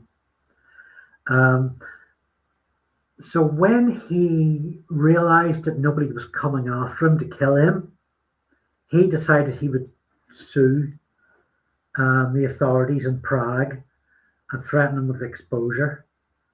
The Czechs then asserted that these papers that he was trying to sell them had been forged. This wasn't actually true. They were genuine papers. But the first man who tried to hawk documents about the White International to the French, to the British, to the Americans was Trebitsch, and he had been kept for 4 months in an Austrian jail. A British consul report about this time showed that he was in possession of 6 different passports, 3 of them Hungarian. So he was tried and acquitted on a charge of high treason in Austria and was deported again. So that's probably, so that's about 1921. I kind of been talking for most of 2 hours straight. I'm going to leave it there just for 10 minutes to get my voice to heal a bit, maybe get some more coffee. So I'm just going to keep going with this stream as long as it takes, but it will be on my YouTube page. It'll be there for as long as you like. If you ever want to check back on it, maybe I'll timestamp it. And maybe Katie Marshall will show up. But for now, I'm going to put this little animation back on. And if you want to break yourself, yeah, back in, it's about 1:30, about 13 minutes. Yeah.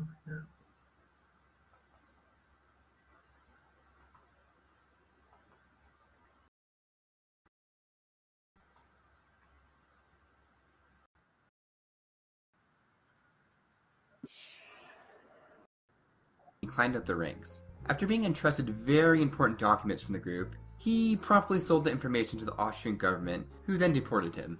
He ended up in China and over time worked for 3 different 1920s China.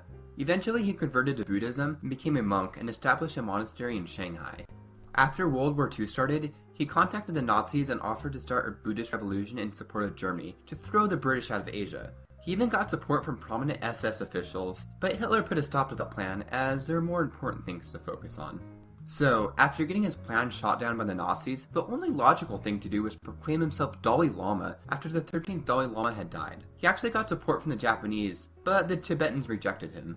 Unfortunately, his antics had to end when he died in 1943. His official cause of death was stomach trouble. Could have been poisoned, however, because apparently after finding out about the Holocaust, he had written to Hitler protesting it. We know the Germans had asked the Japanese to poison him, but it's not known if the Japanese actually. Considering we know he died of stomach trouble, which kind of sounds like a possible result of poisoning, I wouldn't rule that out.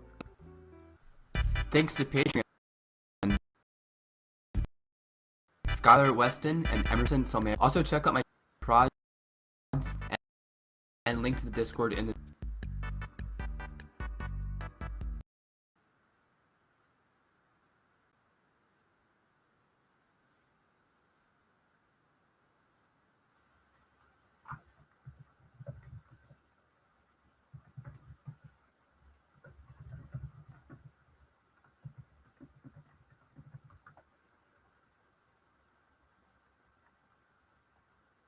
Okay, just going to put on this little interview I did about Trebitsch Lincoln on my voice.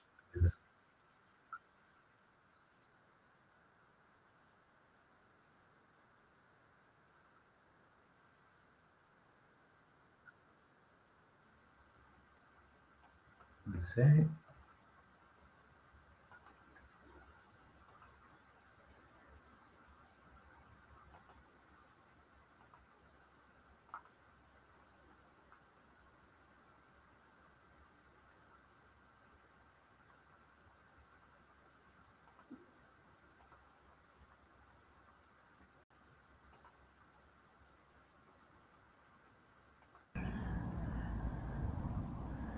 Right, so I'm here today with one of my patrons, Richard Bauer, who's going to interview me, fire a few questions. So over to you, Richard.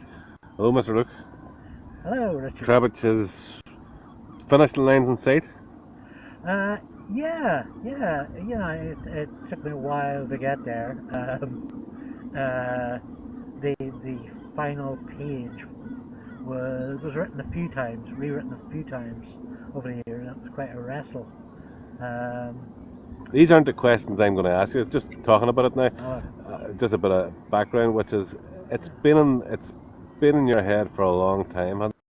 Because I remember you've been talking about this you moved in with me for a short spell after you were home from Oxford. You know, you've been talking. First of all, it was Monday, and from Monday came Trebitsch, and this has been something you've been working on this period, these people, for a good 10 years. Yeah, close to.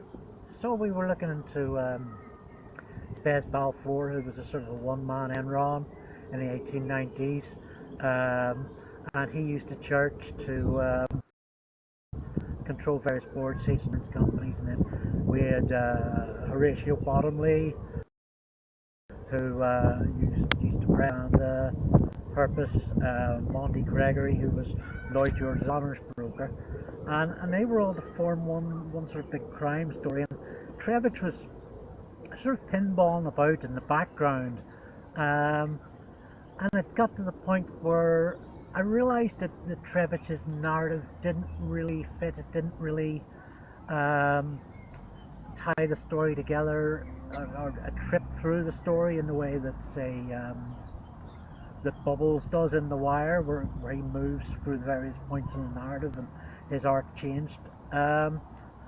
So I took Trebitsch out of the story, and then found that Trebitsch was a more interesting part. He was the character I really wanted to move with, and could, by looking at his character arc, could tell so much of history of the world at that time because of the international factor.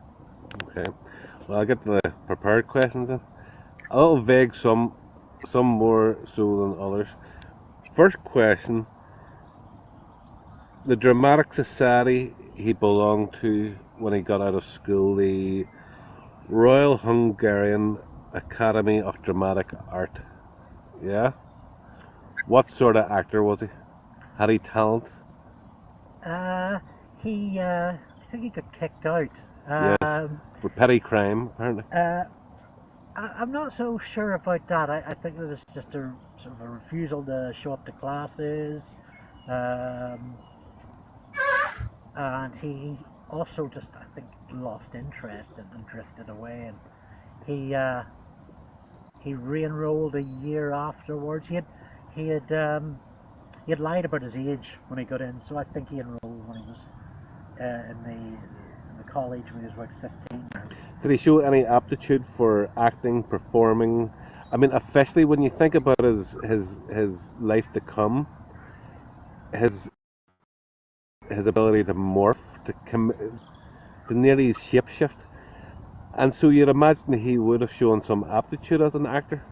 Yeah. But is there anything you've been able to uncover that pointed toward his talent or lack of? Not really. We, in terms of the sort of the on the ground fact, we know that he was a bit of a mischief maker at school. I hypothesize that he was involved in the sort of riots regarding conductor Gustav Mahler's walk away from the performing arts scene in Budapest in the 1890s. But looking at Trebitsch's later career and his ability to impress people, to win them over, bring them into his confidence, just to charm them completely, there's no doubt that there's performance talent there. Okay. Question 2. Yes, tell me about the mystical experience he had when he arrived in China what precipitated his conversion to Buddhism and subsequent joining up with the Warlords, etc., etc. Talk to me about this mystical experience, quote unquote, that I read about my research on today. So this occurred in Tianjin in China, which I think is sort of, if I remember rightly, is around the center. It's not too far from Shanghai, and it occurred in the Astor House Hotel, mid 1925. He had already been in China a few years then, with Yang Sen and Wu Peifu, a few of the warlords, acting as their advisor. Although Wu Peifu would later deny that he knew him at all. But to be fair, he was using a pseudonym at that point. But we don't know what exactly happened in that hotel room. Only that he told people he experienced a great epiphany and became aware of the enlightenment of the universe. The terms are sort of vague, and do you believe him? I do. I didn't. You think it wasn't just another quoting of bullshit, no? I think he believed what he experienced. The thing to understand about Trebitsch was he was profoundly mentally ill, and I think what happened to him in 1925 might have worked to stabilise him, but not for later events, the death of his son, the death of Max Bauer, and his inability just to stick with the Buddhist enlightenment. I think he genuinely believed he was in it for the genuine good. There's been a lot of talk about Trebitsch's links to the spy networks of the world, and there's a good argument to be made for that, and a good argument to be made for that being a part of his performance as a monk. Well, one of the Nazis, I can't remember which, some half Nazi wanted him to lead a expedition to Tibet. Yes, this was a police attaché called Joseph Messenger, and this began with Trebitsch had befriended the doctor Hermann Urban, who was a Nazi in Shanghai at the time, and he had enjoyed close relationships with Louis Seefkin, who ran the German bureau there, and of course at that time, so Trebitsch was intent on visiting Tibet, as he had been for about 10 years previously, and he thought to use his connections, and possibly with encouragement by Seefkin and Urban, but certainly with their endorsement to Berlin, he pitched to broadcast a German propaganda radio station from Tibet, which was probably, he was probably thinking that it was Shanghai drenched in blood, war breaking out everywhere. Tibet was fairly safe. He declared himself the next Dalai Lama, didn't he? He did. Reports aren't, well, this is rumoured. He claimed to be the Dalai Lama, according to some reports.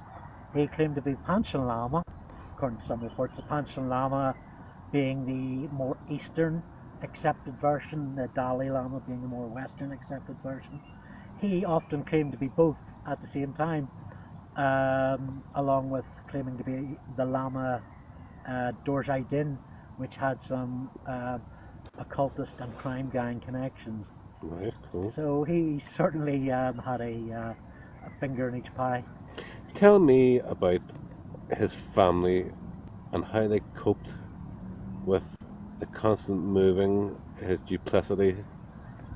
What impact did it have on Margaret and his children? You mentioned there about the son died Yeah. young. Yeah. That's a really good question. I think essential to the story that I'm telling. Um, his relationship with his wife was initially quite stormy. Can I ask as well, just quickly, how was she privy to all his skullduggery? Did he keep her in the dark? I think he did. He told her, he impressed her with how well she was provided for, but she would occasionally uncover letters where he had asked various people in political and high society circles for loans of great amount of money. At the same time that he had assured her that there was thousands coming in from European oil wells. Um, and I think there was definitely, from when he left her pre-war, that was the beginning of a long-term split. It was always there in the background. His obsession with traveling, which was like a disease, brought them further and further apart.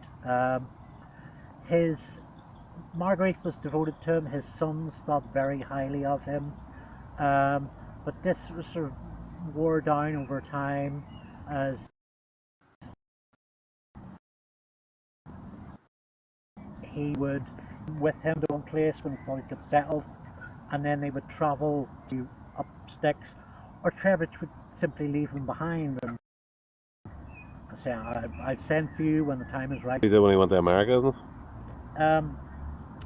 Yep, when he went to Germany, when he went to China, when he went to Indochina,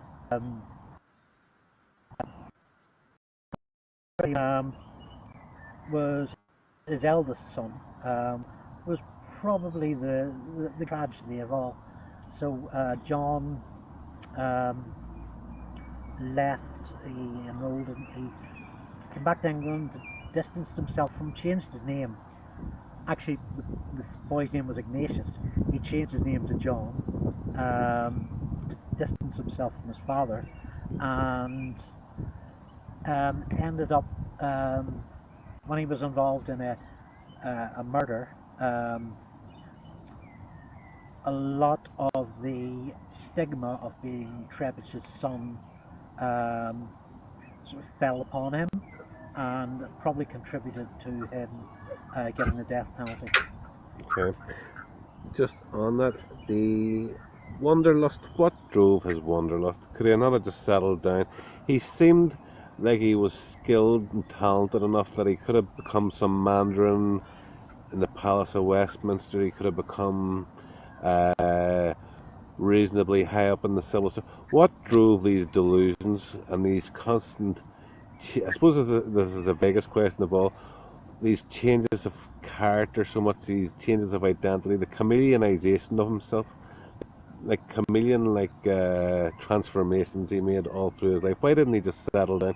He seemed like he could have had the potential to have been something, if he had just settled in something, to have done something pretty monumental in politics or diplomacy. What drove the wanderlust, and was it madness? We'll go with the chameleon thing first. I mean, this was pretty much the tendency of Jews, European Jews of that period. Possibly some of it was due to anti-Semitism, but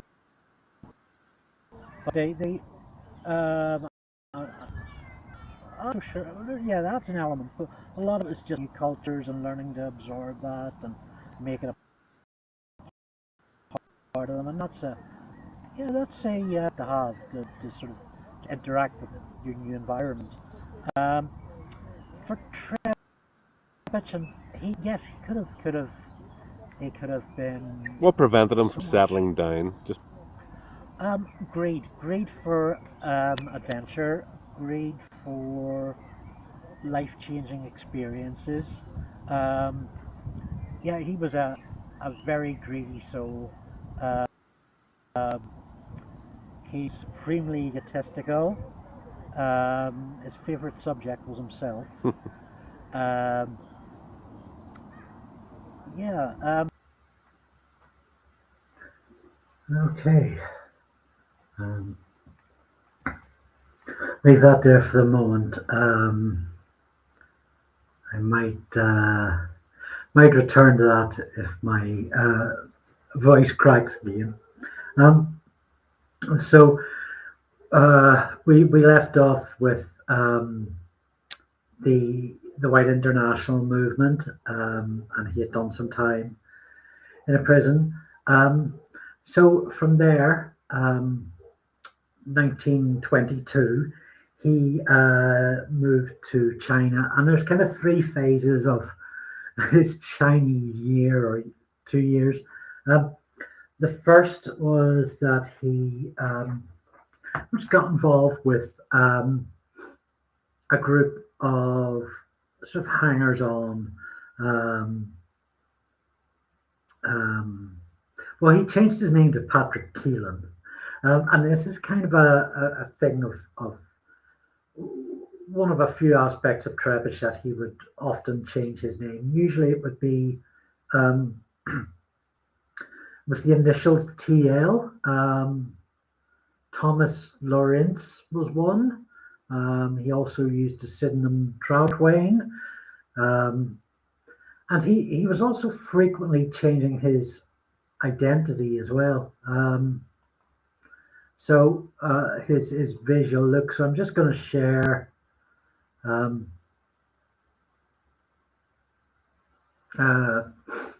some of the photos I put together from Bernard Wasserstein's Secret Lives of Trebitsch Lincoln, and you can get a good view of how differently he looked. This top row, beginning with his days as a curate in Canada and in Abbot, through to his work with Seebohm Rowntree, and then as an MP, this sort of disgraced MP and potential spy. That next photo along looks like it might have come across while he was in the courts or in prison, and then when he moved to Berlin. And the last photo in this row, I think, is from 1928. And you can see it's going to get a lot stranger for him. So in China, he met with, well, on the way to China, he charmed an American industrialist who was also an arms a representative for the arms manufacturer, Krupp. And he managed to get, this was Albert T. Otto, a German-American businessman who was so impressed by Keelan/Trebitsch that he handed him some $50,000. So he had concluded that his only way to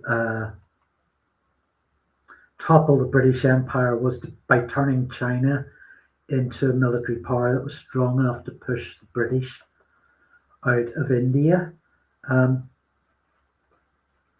So he got involved with his fellow Davidson of the Young Brothers Trading Company, who he promised a number of contracts to.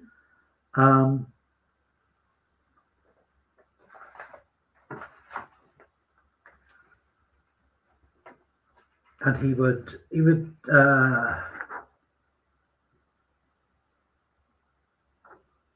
sorry, I should have prepped this. Eventually no contracts were forthcoming, and And Davidson went back to London, talked to his solicitors, to talk to Scotland Yard, and then the Foreign Office. He was interviewed himself, and it's likely through photo recognition they matched up the files between Patrick Keelan, his nom de plume then, and Trebitsch Lincoln. But by that time, Trebitsch Lincoln had moved on to becoming an advisor to Yang Sen, General Yang Sen, general of the Sichuan clique. So at this time in history, China was ruled by a number of warlords with on the verge of, conflicts would break out between them and uneasy pieces. And Trebitsch managed to worm his way in as Yang Sen's foreign advisor. Yang Sen had a reputation for modernizing policies through dictatorial inhumanity. But when Trebitsch joined him, he'd suffered like a military reversal of fortunes with like a coalition of his enemies against him.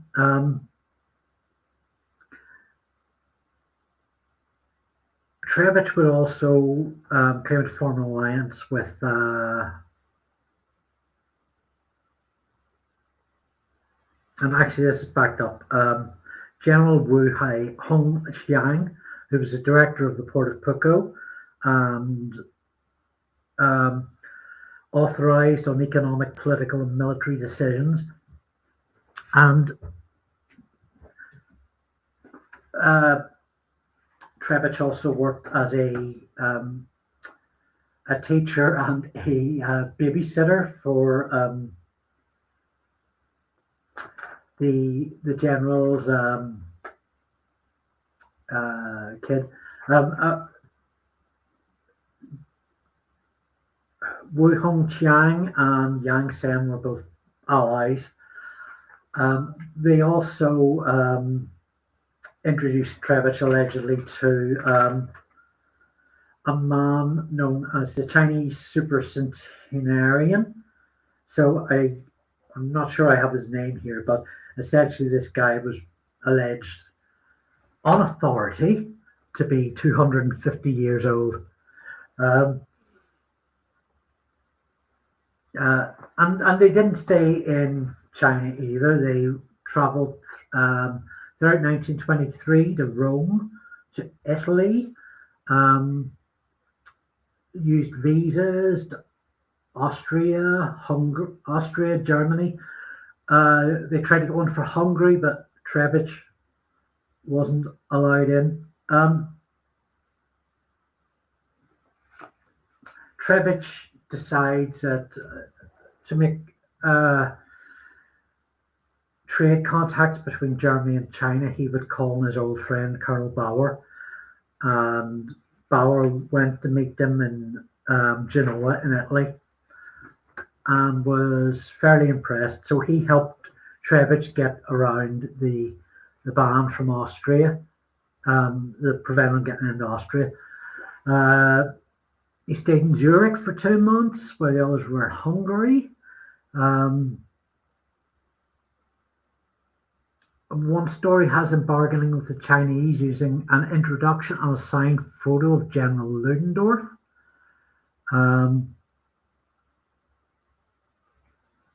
It was organized by Max von Schröbner-Richtner, who introduced Bauer to Biskupski, one of the white international guys, and he was killed a week later standing next to Hitler in the beer hall Putsch, which Ludendorff participated in.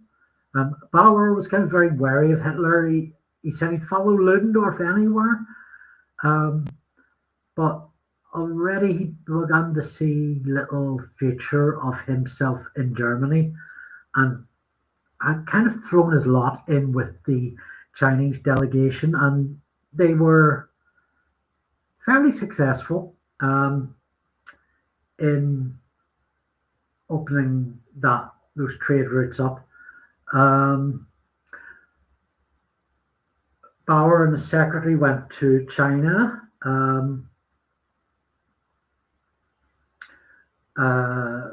Trebitsch went to Shanghai with his family, staying at the Oriental Hotel there.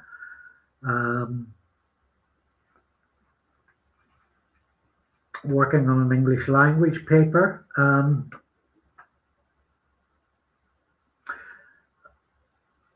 Another person Trebitsch was involved with was Harry Steptoe, who played bridge with him on the River Yangtze. So Steptoe was a suspected British intelligence spy who was working at the Shanghai consulate.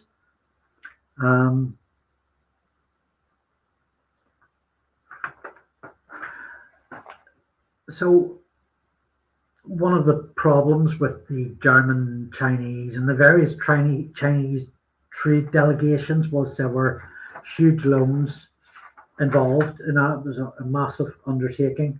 And one of these collapsed. Bauer stayed on, but Trebitsch decided to go elsewhere.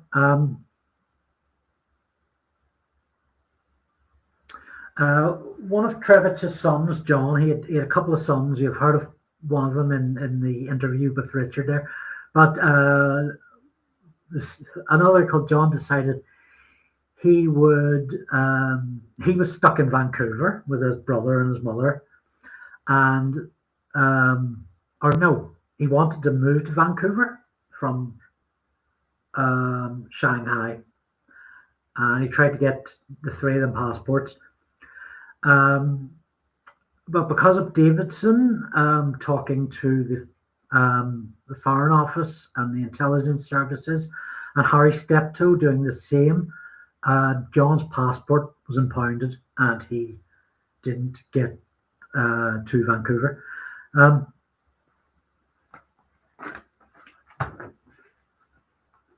They sailed from Shanghai to Batavia in the Dutch East Indies.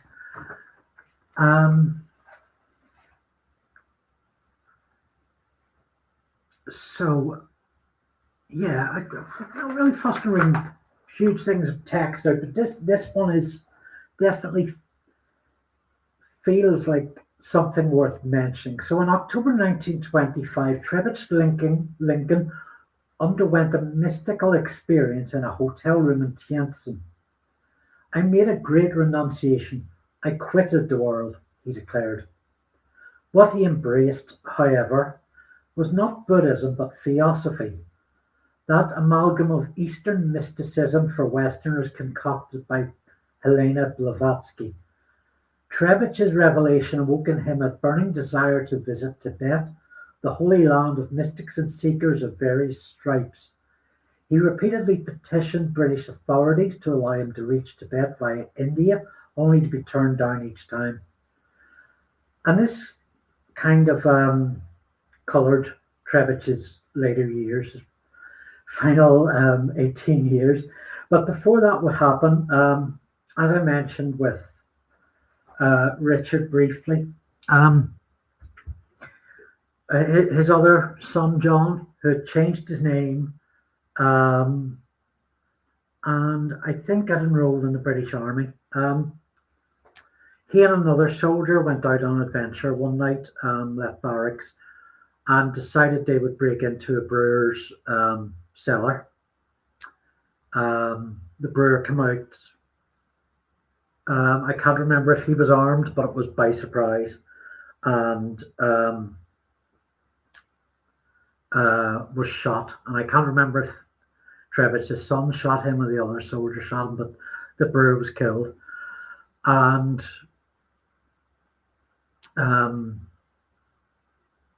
John was arrested, imprisoned. I think he confessed, actually.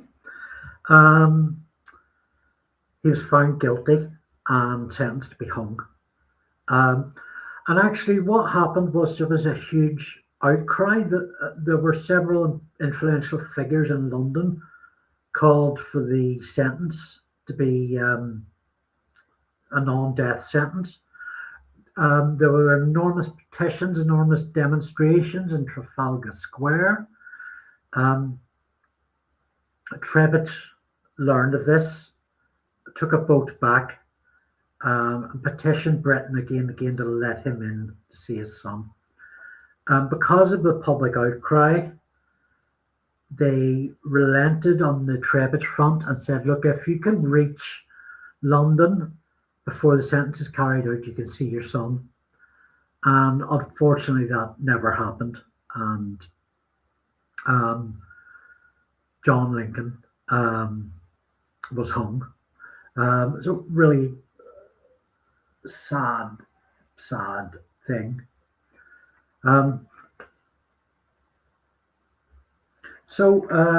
August 1926, reports of him in New York under the name Hermann Rupp, a German engineer.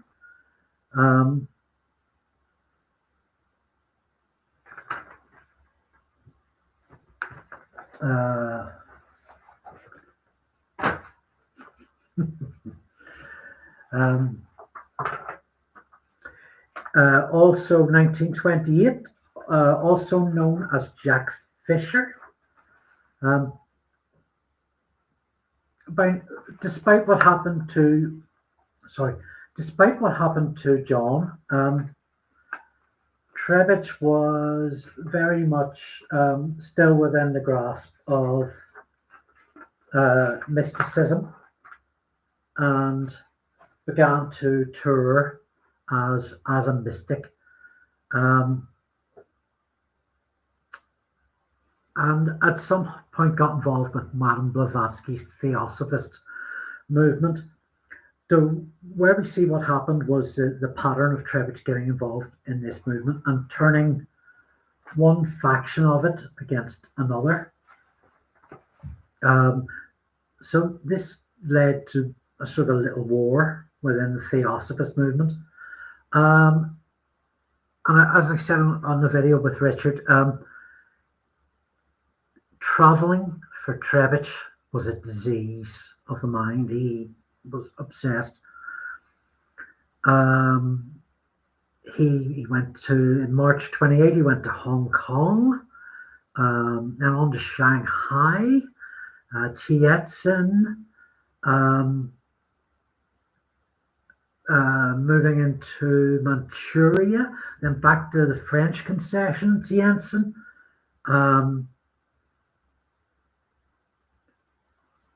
He was a guest speaker at the Tientsin Rotary Club. I'm picking fights within this Rotary Club. So he was on the cold mystic speaker, kind of man of God, sales pitch, doing very nicely from the kind of the holy man, Chaucer's partner sales spiel.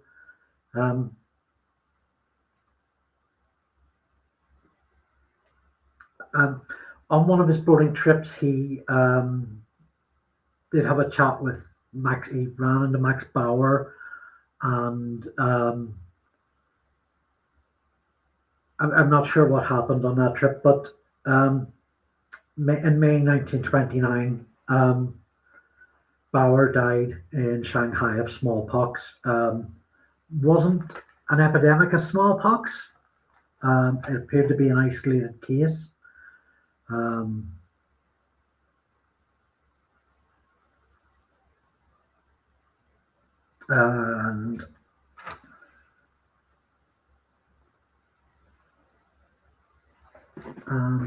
what's wrong? Have I wrong with notes? No. I mean, so he. Let's see. I'll just check my sources because there's some I don't rate. Yeah. Okay. So in the early 1930s, he became a genuine Buddhist, a Buddhist monk, and changed his name. Again, this time becoming the Abbot Chao, and changed his look again. So 1928, 1931 on that row, pictures through to the 1940s. And there was all sorts of rumors floating around that he had gotten into Tibet, which I really doubt. But word did get back to the British Foreign Office that he had been initiated as a Buddhist priest, and they were keeping an eye on him. So he still continued to sail all around Europe. His first stop in the summer of 1932 was Marseille, where he was met by a delegation of Buddhists from Nice. These he apparently knew from his visits 4 years earlier. He remained in Nice for a few weeks and then headed for his real destination, Berlin, where Hitler's Nazi party was already doing wonders.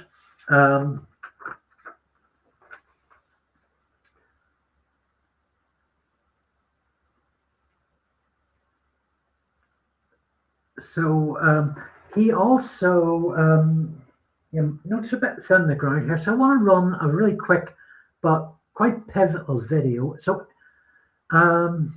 let's see.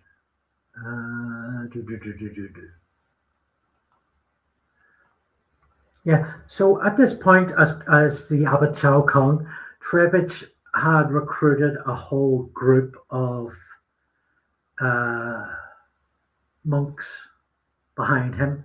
They formed a temple and they traveled throughout Europe. And in 1933, they decided they would go and visit London, or they would visit England and try to get in by the liver box. And thankfully, footage from ITN and British Pathies as to this. So I'm just going to show this now. It's just a very short 1 minute clip. I think it's very much of interest here.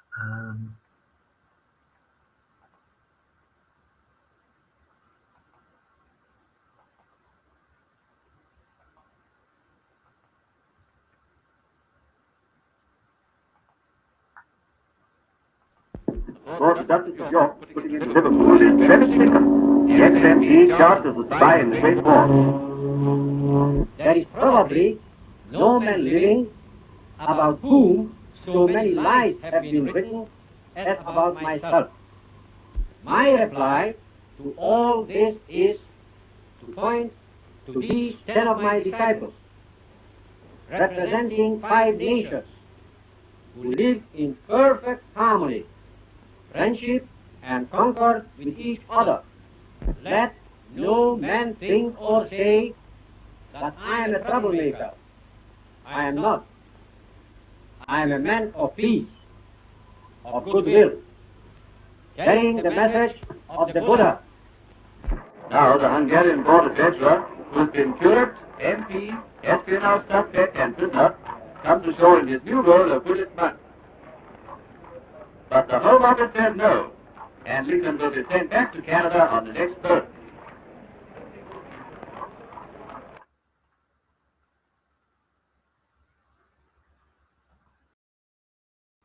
So I hope everybody got that. I think it's the footage that I've ever been able to find of Trebitsch Lincoln. I don't, maybe there's other stuff exists.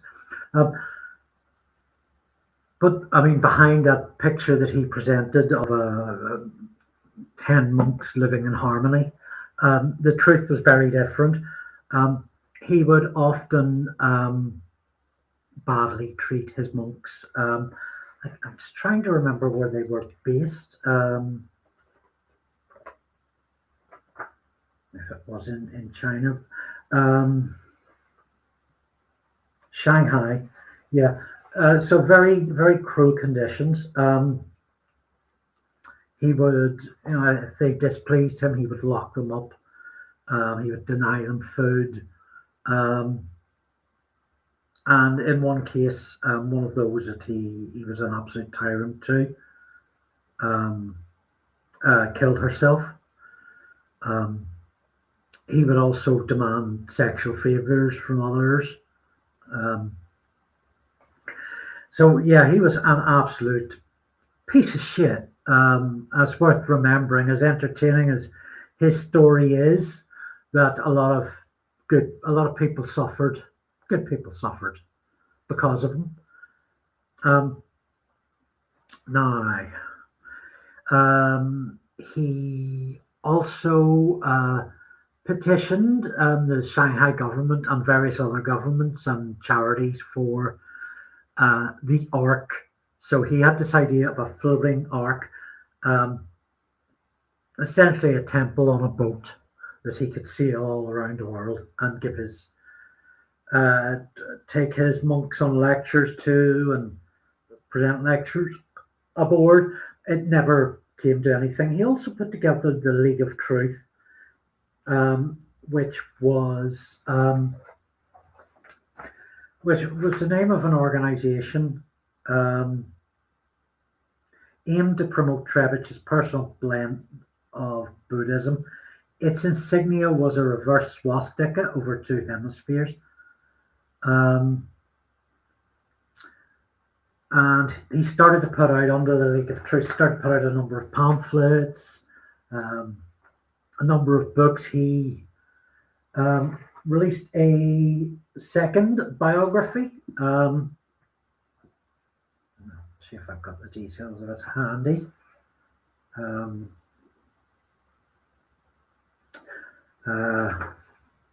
You put out a second biography. There's the League of Truth's insignia. Yeah, this is from a book called The Self-Made Villain by David Lump and Laszlo Sinashi. It's the only other book on Trebitsch Lincoln. It's out of print now. This edition is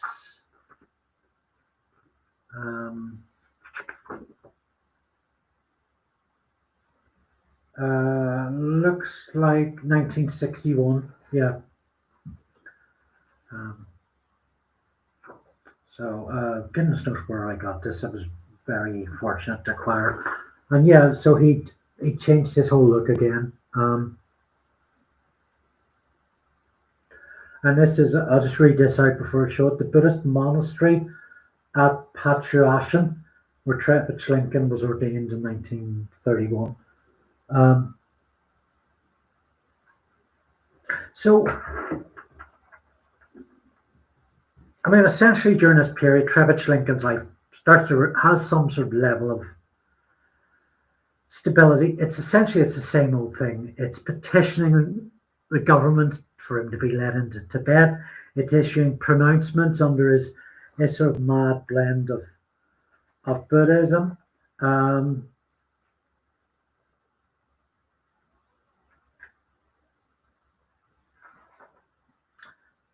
But essentially, a lot of stuff all went to shit when the Japanese invaded Shanghai, where he was. Most of his monks had left him, or all of them had left him at that point, and he was just a lone solitary figure in blood-soaked Shanghai.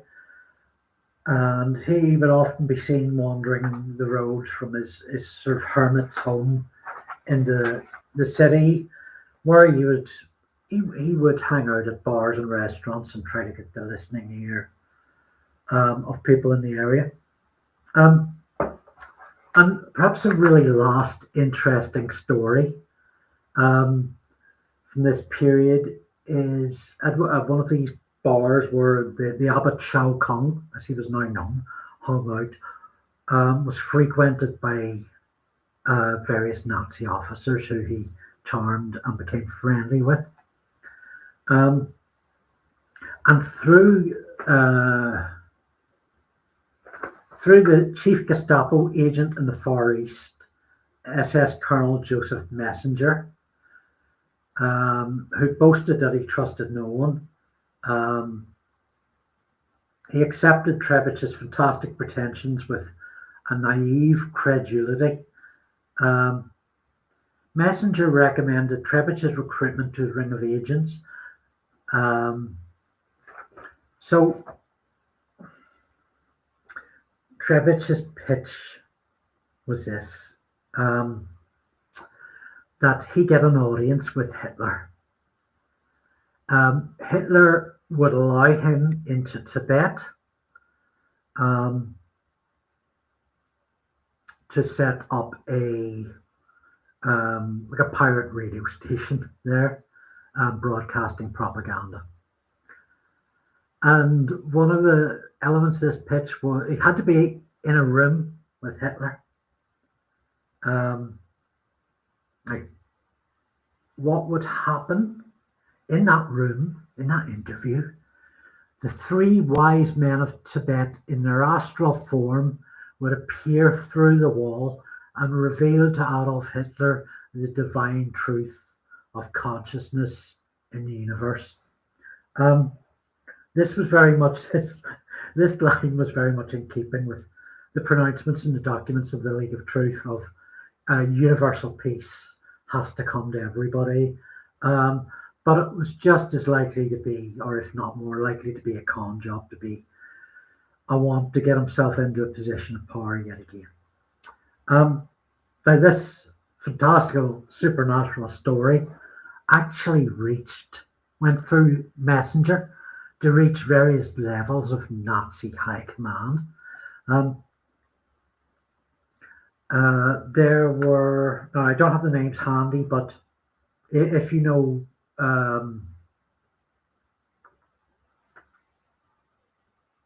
yeah, actually I do have the names handy. So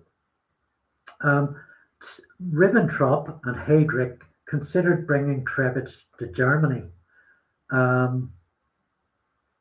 However, shortly after Trebitsch made this pitch, something on a bigger scale happened, and that was Rudolf Hess fled German Nazi high command for Scotland. And at this point, all Hitler's wonders with the mysticism and embracing all those aspects of that, the value of the currency of mysticism just sunk. Nobody wanted, in Nazi high command, wanted to know about it anymore. But Trebitsch's pitch was already in the pipeline.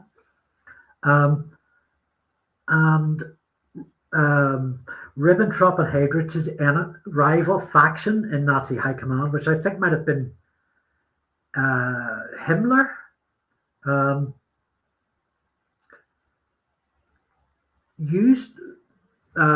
got hold of this pitch that Ribbentrop and Heydrich were making and used it as a way to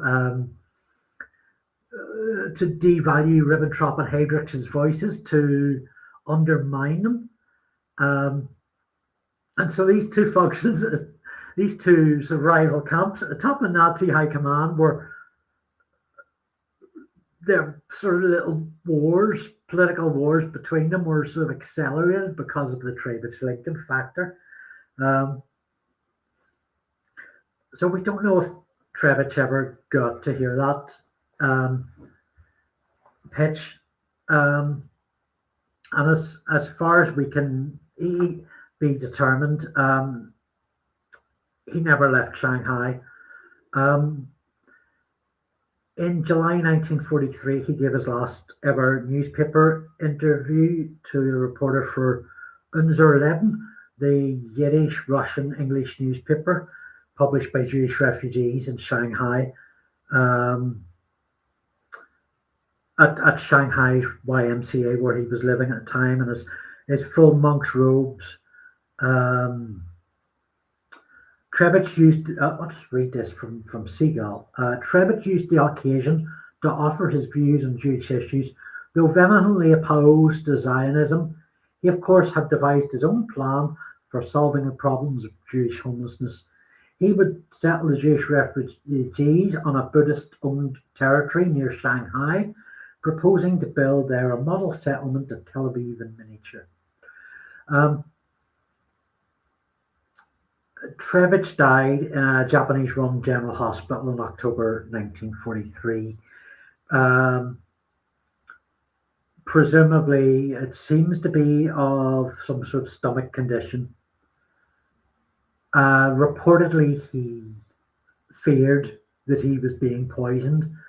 And knowing Trebitsch like I know him, that's probably the truth, that he would want you to believe that one of his enemies conspired against him. There were other rumors that he'd committed suicide, but there's also been rumors that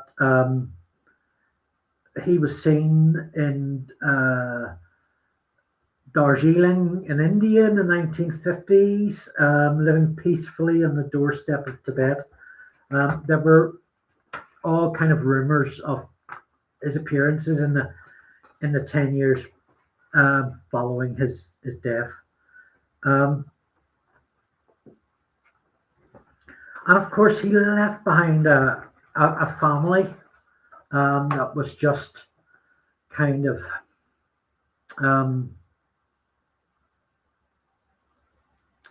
suffered because of him.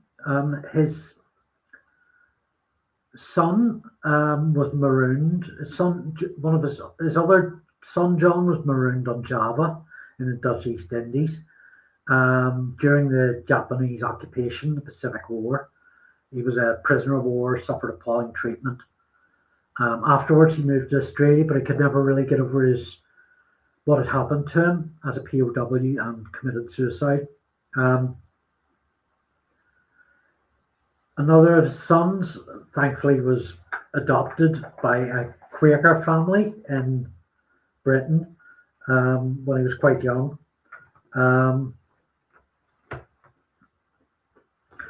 Like other children and brothers, suffered nervous breakdowns. Yeah, so I mean, it's all kind of a terrible, terrible story, a sort of mix of sort of entertainment and tragedy. I mean, Seebohm, Rowntree and Herbert Samuel both suffered like huge losses in income. So many members of the Foreign Office, I mean, Sir Eyre Crowe and William Tyrrell,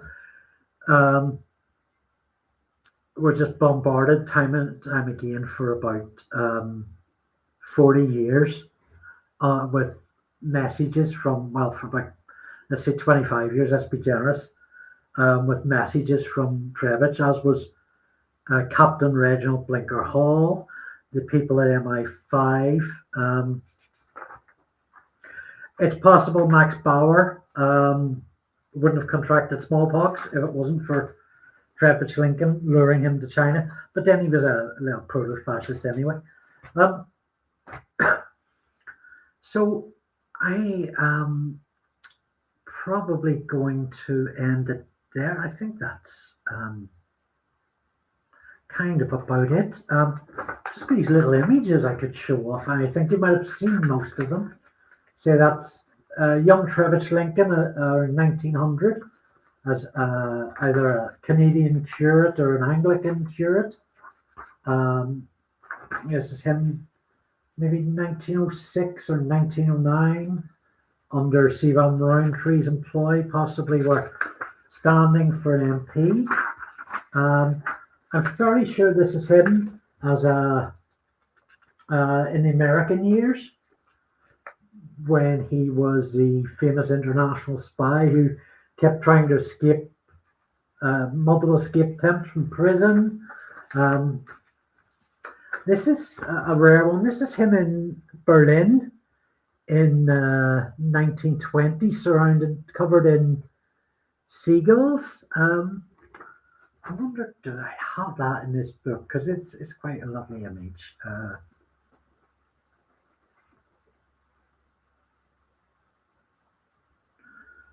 I haven't seen it replicated anywhere else.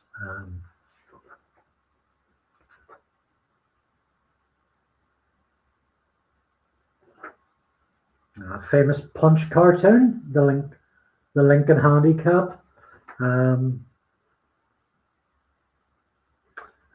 Darlington constituents who he took to Belgium with him. Probably him sitting in the center.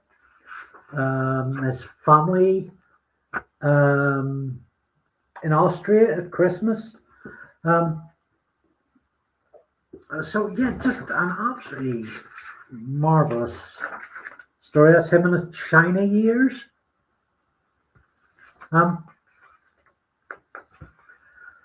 And yeah, that's kind of me done. On top of this, my voice is kind of a bit, right, that's the story. If anybody has any questions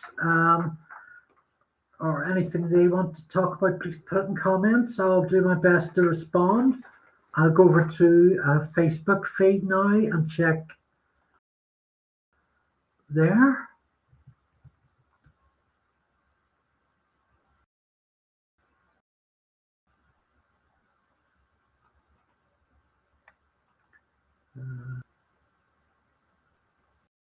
No.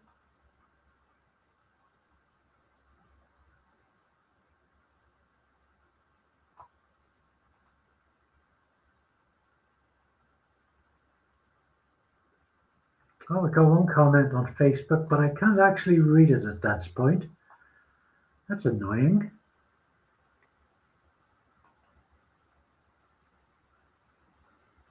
Ah, hey Andy, hope you're okay. Thank you, Lewis. Right, so yeah, okay, that was good. You don't get me on my own streaming for about 6 years and now a 3-hour stream. I hope you enjoyed it, and yeah, if you want to catch up on any bits, it's all up on YouTube. I'll try and get into timestamp some parts of it in the week ahead.